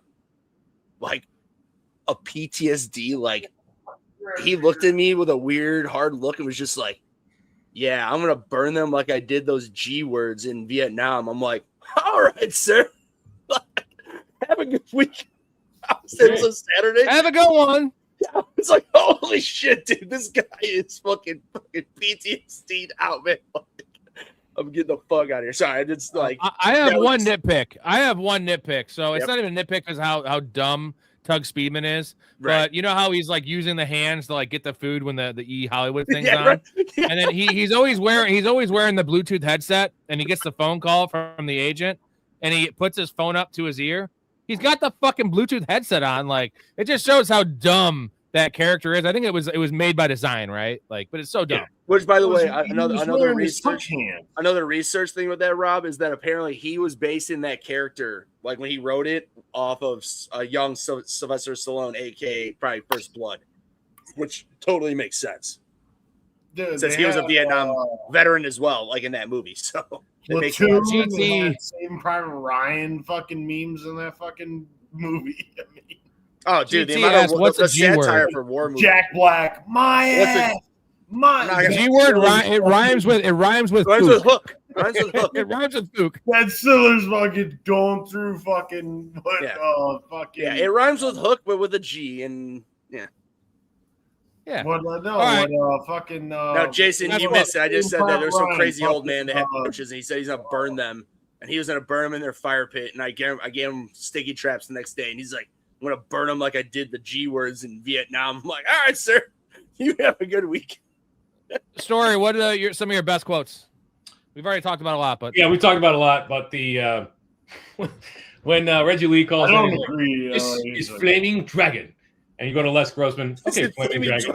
Flaming Dragon. Well, take a step back. All right, Flaming Dragon. Fuck your own face. Hey, can I? I mean, I'm willing to do. I'll do my best impression. I can do it. There, are you willing to let me do it? Talking about the HD DVD versus Blu-ray. Oh yeah, he keeps going into it, and VHS. Downey Jr. turns around. He's like, "You talking to me this whole time?" Just bursts out laughing. That's a stupid fun one. We played a bunch of them already, so I'll let somebody else go because I got like 11 here. I don't want to monopolize the spotlight. So I'm gonna do my best Les Grossman impersonation. First off, take a step back and literally fuck your own face. I don't know what kind of Pacific bullshit power play you're trying to pull on here, but Asia Jack is my territory. So whatever you're thinking, you better think again. Otherwise, I'm going to have to head down there and I will rain ungodly fucking firestorm upon you. You're gonna have to call the fucking United Nations and get a fucking binding resolution to keep me from fucking destroy you. I'm talking scorched earth, motherfucker. I will massacre you. I will fuck you up. In the meantime, I didn't want to say it. It's just yeah. And by the way, dude, that's how great that character is. That's yelling crazy, and then need more go or less fuck yourself. Click. And throws the phone. We don't negotiate with. When we first meet him, he says he's talking to somebody on the phone. He's like, "I will rip your tits off." Yeah, when Bill Hader's freaking out trying to get the fucking camera put together. Yeah, Les Grobsey, rest in peace. Les Grossman is talking about. Yeah. No more frequent. No, I don't know that. I don't know how to do that thing. No more frequent flyer bitch miles from my boy. All right, what else do we have for best quotes? Jason, what are your favorite quotes? Do you have any offhand? G5 airplane. Jason, do you have any favorite quotes offhand that you want to share with us? Coast Guard sanitation department. That's Story's pee break scene. Dude, that is Story's pee break scene, dude. My grandfather, my granddad, mom's dad. So granddad did 30 years in the Coast Guard. My dad did 31 years in the Coast Guard. My brother is going on 16 years in the Coast Guard. And my sister did fucking 5 years in the Coast Guard, 4 or 5 years, whatever. And I was like, you get your fucking kindergarten, your fucking first grade, second grade, third grade, like you going throughout fucking school. It's like, oh, what you doing for fucking, like, what do you want to be for a career, or whatever. And it's like, Coast Guard. But it sounds like you can't swim then. And if you're the rest of your family's Coast Guard, well, I'm fucking with you. You live in Florida. You can't swim. Motherfucker. I think we all know that Kirk Lazarus in this movie couldn't swim. Whoa!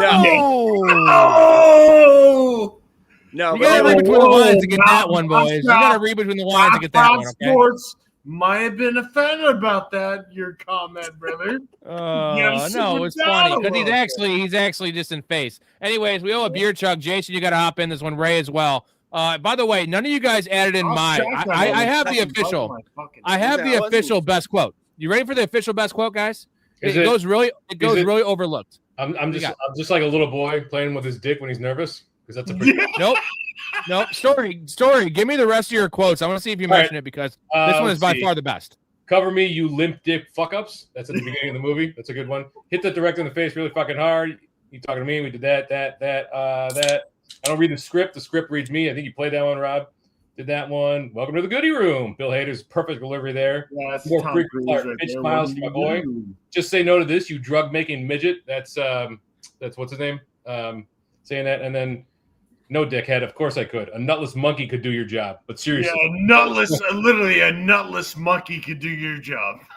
But for real, right, you guys ready? You guys ready for the best quote? Yeah. You got some more, Ray? Go ahead. See if you mention it.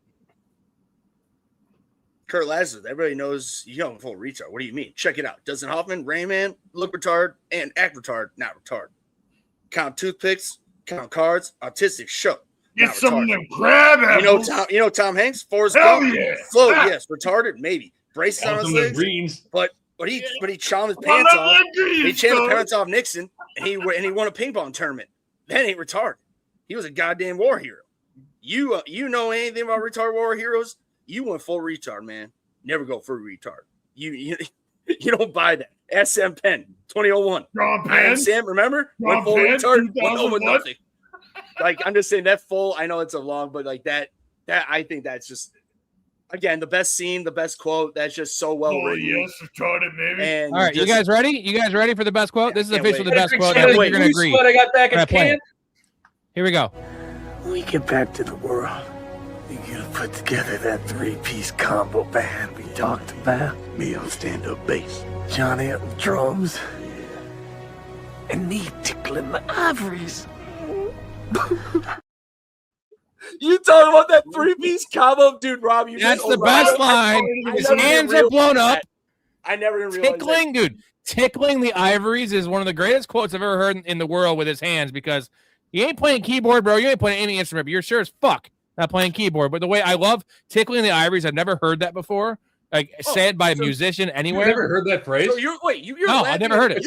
You're laughing at a different reason than I'm laughing. I'm laughing because he does a black joke to him because he's playing blackface. He says, when you get home, you get that 3-piece combo we talked about. I didn't catch that. Stand up face, but yeah. No, it's a tickling the ivories, dude. And I play keyboard. No, so that like, is. No, dude, especially when you have blown up hands. And then he talks about juggling at that same time. That's director's cut because that's not in the theatrical cut. Okay, because that's what I've been watching. So again, I don't know this movie as well as you guys. I'm with Storey. I don't think I've ever actually seen that. That's hilarious. I'll give you that. That is fucking How good is that? Tickling the ivories. All right, you guys ready to chug? Jason, Ray, are you guys ready? I gotta get the next unanswerable question. Storey, take us home on this one. Unanswerable questions. What do you got? You have any? 4. I got 4. They're real unanswerable though. So, how does Sandusky survive a direct RPG hit to the truck that had a ton of flammable liquid in it? It's Kevin Sandusky story. Yeah, or whatever Stephen calls him, or not Jerry Sandusky. Hopefully. No, whatever Lazarus calls him. And then how does Peck get to the village so quickly? And then how does he get home? Follow up is that Peck's G5 that he's flying on? Did he actually get the G5? And finally, does Jack on the left? And Storey, yes, I think airplane on the right. Storey, I think he does because that movie made $400 billion.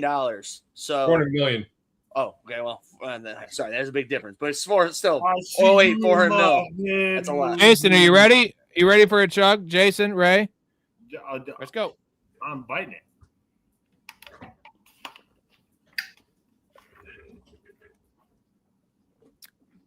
Jesus, fucking savage. That was fast. You have any other ones? Storey, I know you said 2. Yeah, I got them all. Ray, you have any unanswerables? Honestly, just like, again, how we talked about earlier, why I love this movie as a comedy, just the way it was shot. I understand they pretty much do explain it because like when he wins the award, it's about a war movie being made behind the scenes. I've just never heard of anything like that. So that's just I understand because I guess when I did my research, I guess it said that Ben Stiller, because they don't explain in the movie, isn't the director's cut, Rob? That he used the footage that the director got blown up with all those cameras around. He used that footage to make Tropic Blunder, which is what made the movie. I'm saying like that, but that was something I did on my research. I didn't know. Like a snuff film. Yeah, exactly. That's exactly what it was. And he won, and that's what I'm saying. That's like an unanswerable because it's like something I've never watched. Again, guys, this is why I'm saying one of my favorite comedy movies because I've never seen anything like this before. There's just so many different levels of this shit that, like, again, honestly, it is unanswerable. I don't know. Ray, I just don't know. Like, the fact that they keep on making fun of him for Simple Jack the entire time. Like, I love how much Simple Jack they actually have. Like the reenactment. We didn't talk about that when he's a prisoner. Which, by the way, they're all talking about Captain Jack when they're like, oh, he's got country. By the way, a third world country. Only movie they have is Simple Jack on VHS. I'm saying a spoof on third world countries who are so behind in the times on everything that their favorite and only movie they have is the most retarded acted movie of all time on VHS. And then Lazarus talks about how he brings some balance and allows the audience to connect with the character when he's doing the performance on stage. As Profac has a question. Take her out on a date, brother. Like fucking. Did I just hear Lance? What the fuck did I just hear, Lance? Hey, would the documentary, the Tropic Blunder, have been bigger than the documentary, bigger than Melania? That's the Trump's wife documentary, right? Did you say Melania? Yeah, it's Melania. Melania, whatever. I don't fucking know. It's an interesting point. Not about the documentary Melania, but about like, okay, so they would have been a documentary about Tropic Blunder would have been a documentary. How would Speedman have won Best Actor? I don't think they give out Best Actor awards for documentaries, do they? So no, that's no. But Rob, like, I'm sorry. Or did he win? Was he like Best the director? No, he won in the movie. He won Best Actor because it was supposed to be a war movie that they acted, but then when the director listened to Nick Nolte and brought them into the fucking middle of nowhere with fucking pyrotechnics and everything, well, then putting the cameras in. That's when they were saying, like, we're gonna scare the shit out of them, and they're gonna act at that point because they're gonna think they're and the heroin compound had all those cameras, so like all his stuff in there, is also in the movie. And once they busted that, he can get all that camera footage as well. Exactly. So that's how it was made. It was like a mockumentary, basically. How does Tug Speedman win Best Actor if Tropic Blunder was a documentary? It wasn't though. That's what I'm saying. It was a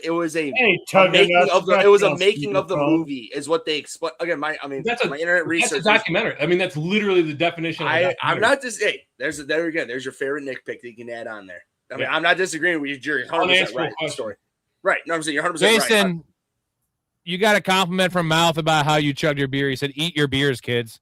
He respected how you chugged that fucking beer because that was insane. You literally ate the beer. You ate the beer. You see how you're fucking nope. I ain't doing it. Nope. Okay. It was impressive. It was impressive. You almost beat me on my chug. I chugged very, very fast. He took his cane tooth and just stabbed the shit out of it and chugged it. Yeah.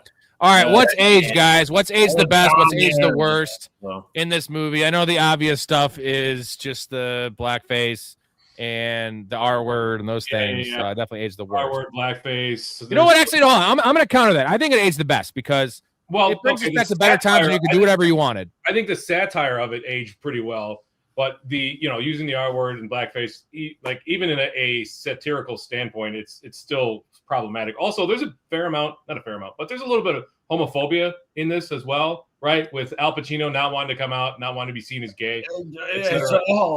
Lance. I thought you said Lance. I love the Lance Bass thing. I thought you said Lance. He does finally.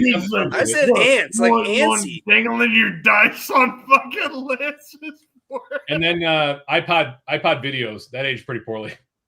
Big time. Cell phones came out real quick after that. We all wasted our money on those for sure. TiVo definitely aged the worst. Good call from ProFact. Yeah, good call. Do you remember how much everyone loved TiVo? How amazing it was when it came out?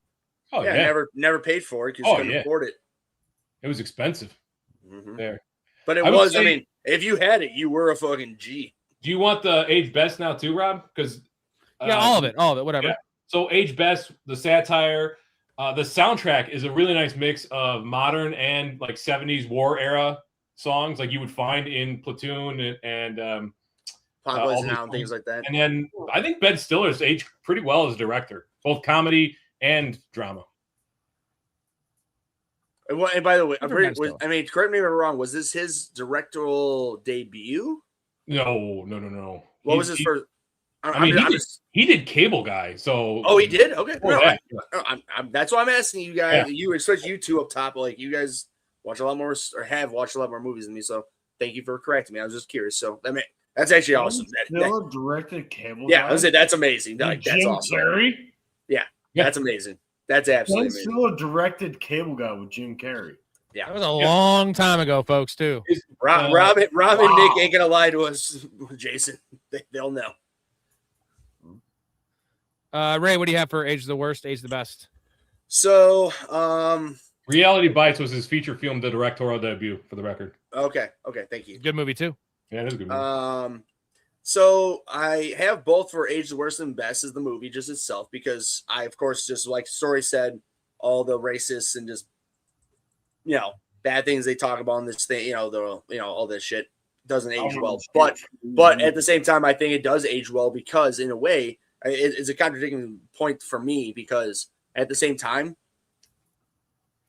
Story, we were in the back, before we hopped on. You looked it up. Like there has not been a really decent comedy since like 2013, 14. It's been a while. Like we're at over a decade at this point, and because of our bullshit of just everybody being offended by anything and everything. I'm not saying like certain things you shouldn't be offended by. that's fine. You know what I'm saying? Like if you have a retarded, you know, family member, a friend, whatever. Oh, you said the R word. Oh. I did. But sorry, but it was, you know, but I'm just saying, like, if you have something that actually hits home for you and it's understandable, but if you don't have, like, for just I don't know. On my point is that I think it ages well because there's no good comedies anymore. Like I throw this movie on, I laugh every time. I'm saying for that, that's where I have that. With also, I also think like with the aging as it get, I think the acting, like just the overall acting in the movie, because like it literally.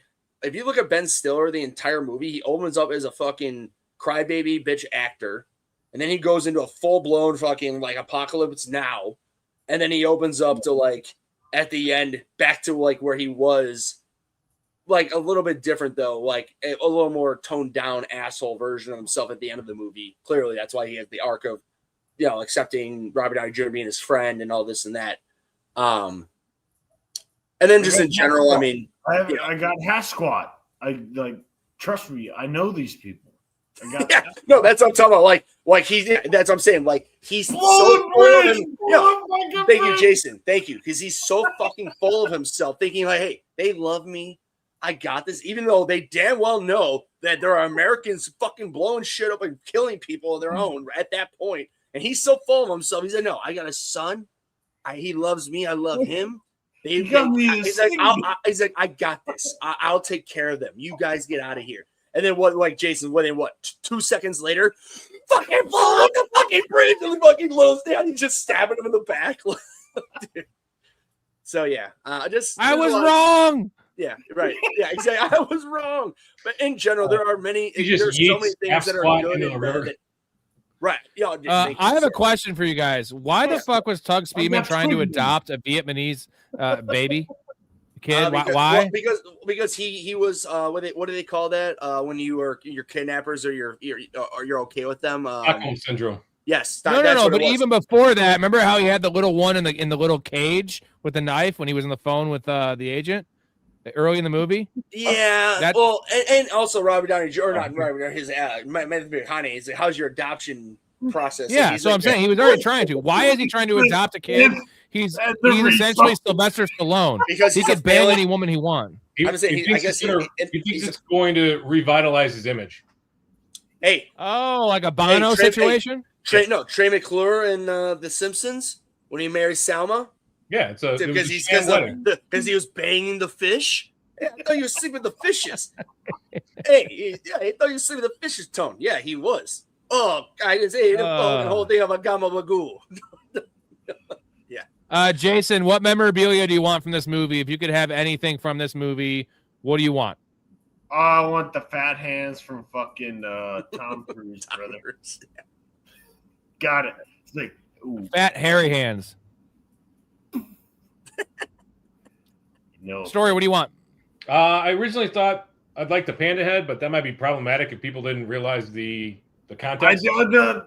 I'll go with Nick Nolte's hook hands. Yeah, his hooks. Very good call. It's a great call. I would also like the Simple Jack with Matthew McConaughey in the background. Dude. We didn't mention this. All the stuff McConaughey has in his office, he has Scorcher 1 or Scorcher 6 poster, and then what you're mentioning the moving thing with the Simple Jack thing with the fucking bone. It would be. What is that? A hammer? Hilarious. It'd be pretty hilarious if you had like an entertainment room or a movie room and you filled it out with posters from fake movies that are in real movies. Yeah. Simple Jack. Especially if you say, let's just say like if I did that and you walked in, you guys would appreciate the shit out of all of it. But then it's like a random person walks in, they're saying like, oh, by the way, I love The Office, threat level midnight. Like, I'm just saying like a great terror. I'm just saying like, if I had a threat level midnight. By the way, shout out to Ben Stiller's wife for fucking willingly for being hot to be in there to talk to his husband who's doing full retard. Like, you don't go forward, but you did. You did it, and you're doing it. All right, Apex Mountain. Who peaked? Hey, Ben Stiller. You don't want my memorabilia. Okay. All right, dude. Ray, it's not easy to fucking control this shit. What is your memorabilia? I own one. All right. Triple Jack What is it? VHS. Oh, that's a good one. That's You a want the good actual one. movie. On VHS only, not DVD. I want the VHS. Sorry, Dude, can they just like release the actual movie? Can they just make it at this point? You know, because like they have the scenes. You know, there's Make a if you short actually film. try to pin it together with the scenes he's acting in the heroin camp. You know, where he's like, the tears are in my dreams or whatever. Like that scene. There's like three scenes now. Then you have the True Hollywood Story scene. Like, can we make a movie? Yeah, Jack Black. It's like he goes fucking with the fucking. Yeah, when they make fun of him being fat, and he freaks out. His hours before they wake up. Yeah, he's just shoving the fucking handful of fucking heroin in their fucking nose, and they OD. Do you guys think this is Ben Stiller's Apex? No, just because he directed this movie. No, I mean because he's directed 11 episodes of Severance, and that's one of the most popular shows on television, most critically acclaimed shows on television. He must have a direct hand in the. But so I guess, Storey, do you think him being a lead director like that is more than him being a lead actor and director like he is in this? Like I'm just playing devil's advocate because you're right. Severance is much more serious and real. I mean, real just as a seriousness drama. I love Ben Stiller's fucking father. It's like, I got a local joint. Yeah. Domino's. Yeah. Domino's. Yeah. What is Ben Stiller's Apex? Is it Meet the Parents? It's got to be Meet the Parents, right? I mean, I think as an actor, it's Meet the Parents. It's got to be Meet the Fockers. No, it's just Meet the Parents because there was Wedding Singer or not Wedding Singer. What's the one the rom-com? God damn it! I know. Isn't it? You're not helping me out here, Kiss. I'm making it up. No, I'm not helping you out. I don't know. I don't know what you're talking. I don't know what you're getting. No, I'm making it up. That's fine. Okay. Profac. We need to get Profac on the show because he's a genius. He says Ben Stiller's ripped physique peaked. No homo. It's either this or Dodgeball because Dodgeball is. I think he looks better in this movie, but Dodgeball is more of. No, Provac got it right. This guy genius. Along came Polly. That's the one. Yeah, I'm sorry. Thank you. Profac, get in the Discord, get in the Patreon. Come on, one of these movie pods. Idiot as I am. Profac, get in the Patreon, get in the Discord. ProfessionalFanatics.com. Be in Jason's seat, and you're in the chat. He's actually offering more than I'm offering. You know, you gotta pump it up. Like, he's killing. He's actually killing. Dodge a fucking ball. Dodgeball is more like in your face his physique because it's his character, but he looks better in this movie, right? Yeah, he looks better in this movie. This is probably I agree. That's probably his physique right there. Top. Genius call, Profac. Appreciate you. Yeah, that's under the radar. Brandon T. Jackson, the guy who plays Al Pacino. I don't know what else he's gotta be. Yeah, I was gonna say you're good call. I know his face because of the movie. I don't remember seeing him in much other things. He's probably just like a character actor, I'm sure. Yeah. What about what about Jay Baruchel? I actually love Jay Baruchel, man. Like he's awesome and knocked up. He's always a friend. But is it remember the rom-com he did? She's not that into you. She's out of my league. She's out of your league. Yeah, it's out of my league. That's a good movie. League. That's a great fucking movie, dude. This is not even close. This is not. Out of your league. That same with Tropic Thunder, fucking Lazarus. You Kirk. Robert Downey Jr. No, not Kirk Lazarus. Fucking. Sandusky. Oh, Sandusky. Yeah, so that's what we're talking about. Fucking welcome to the fucking conversation, Jason. He did Sandusky. He did How to Train Your Dragon in 2010. So arguably he was. Oh, he did? Damn. Yeah, he was starting to peak at this point. Well, and then How to Train Your Dragon 2, How to Train Your Dragon 3, like those are extremely popular movies. So I don't think. Have you seen that she's out of your league story? Out of my league. I don't really remember anything about it though. Well, I remember the premature ejaculation scene is pretty awesome because like she touches him and then her parents come over and he's got a fucking cum stain on his pants. I got a fucking oyster. That's good. It's not the peak for like satire movies, but it's the most recent peak because they don't get made anymore. Correct.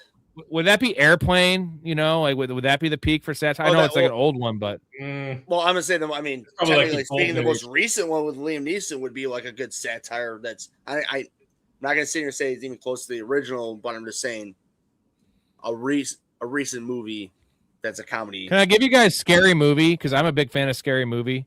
I feel like that was super popular, Hey, bro. You know, hey, there's can I a new get Scary movie $1? coming out Oh, later here's a this year. sandwich. Ask for $1, bitch. Throws a sandwich at her head. There's What a were new you saying, Scary- sorry? There's a new Scary Movie coming out later this year.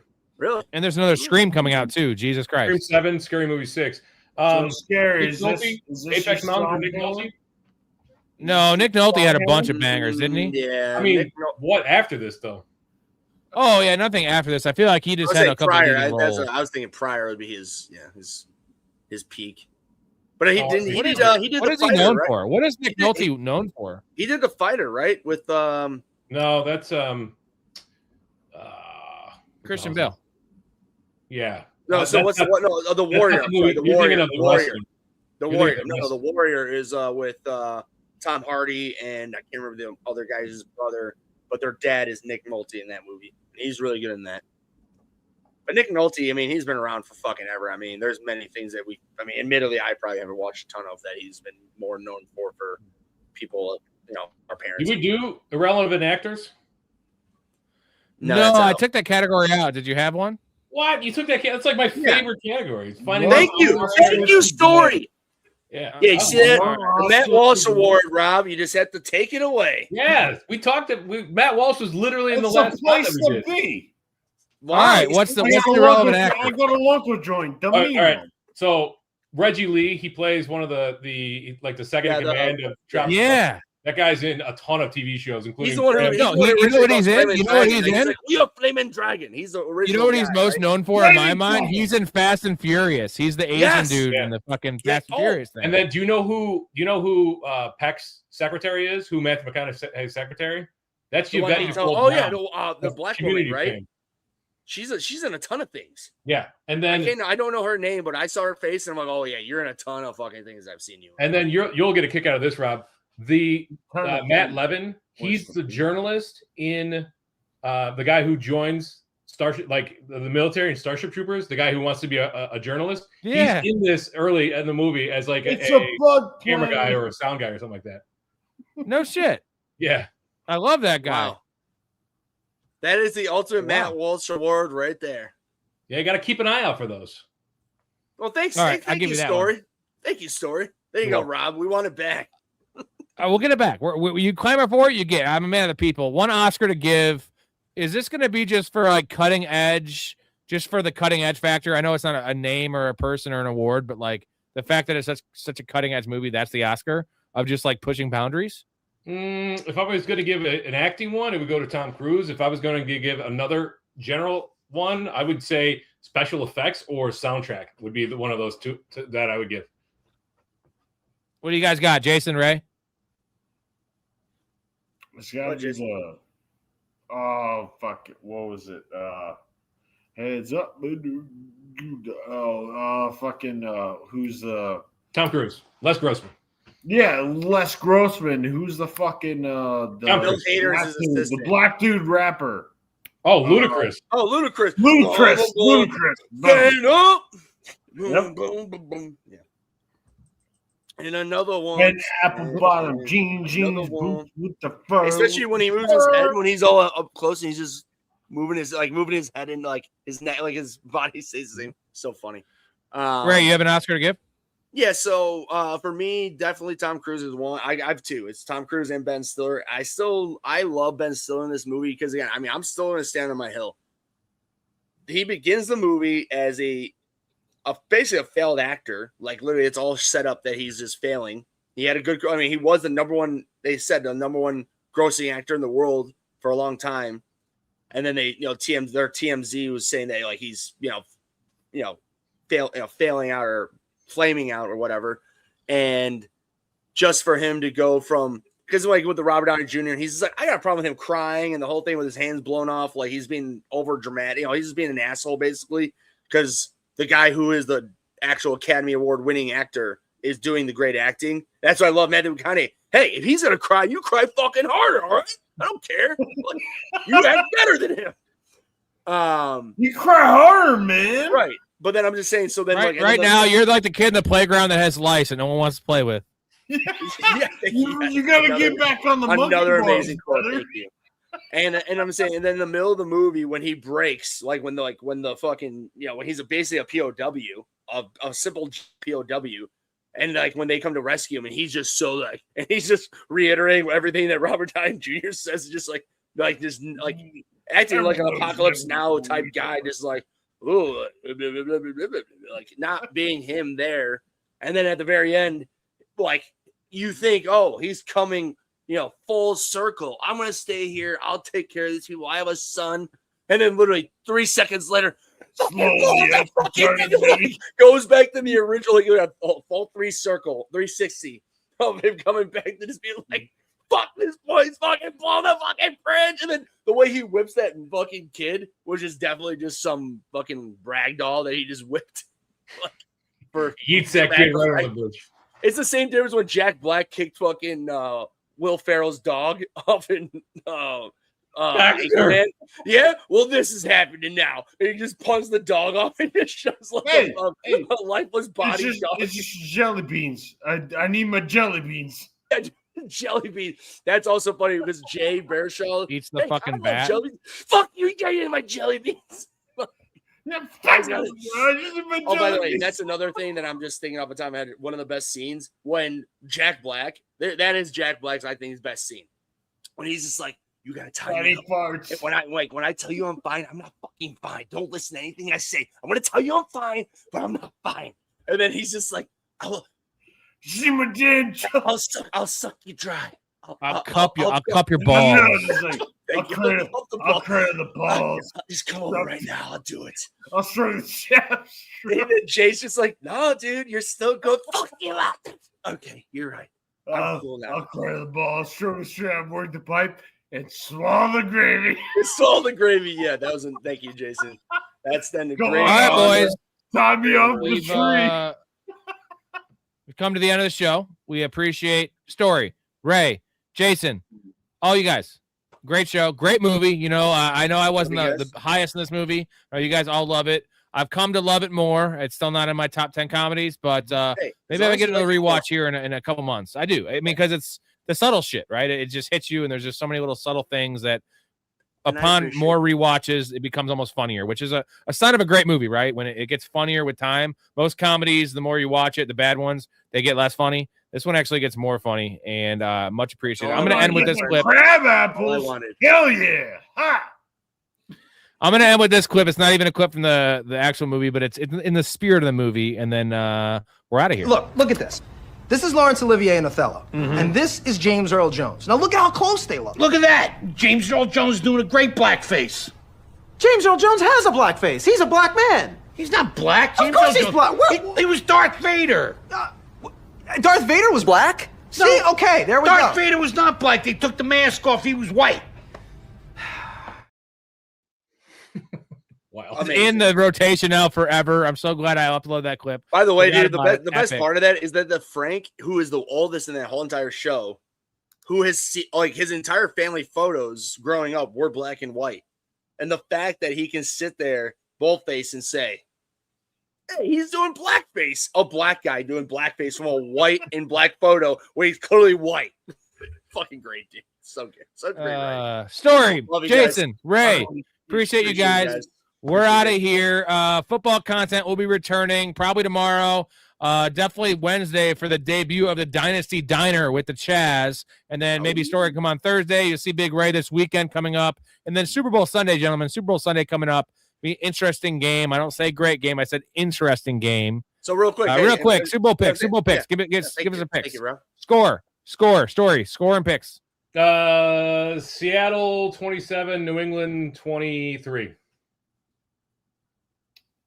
Big Ray. I'll go. I'm sticking with Seattle as well. I'm gonna go 24-17. Jason. I'm gonna go 10-7 Seattle. Jesus Christ. Whoa! Nobody wants to watch that Super Bowl, you fucking bastard. I got 27. Hey, I got 27. No, I'm not disagreeing with you. I'm just saying none of us want to watch that Super Bowl if that's going to be the case. But 10-7.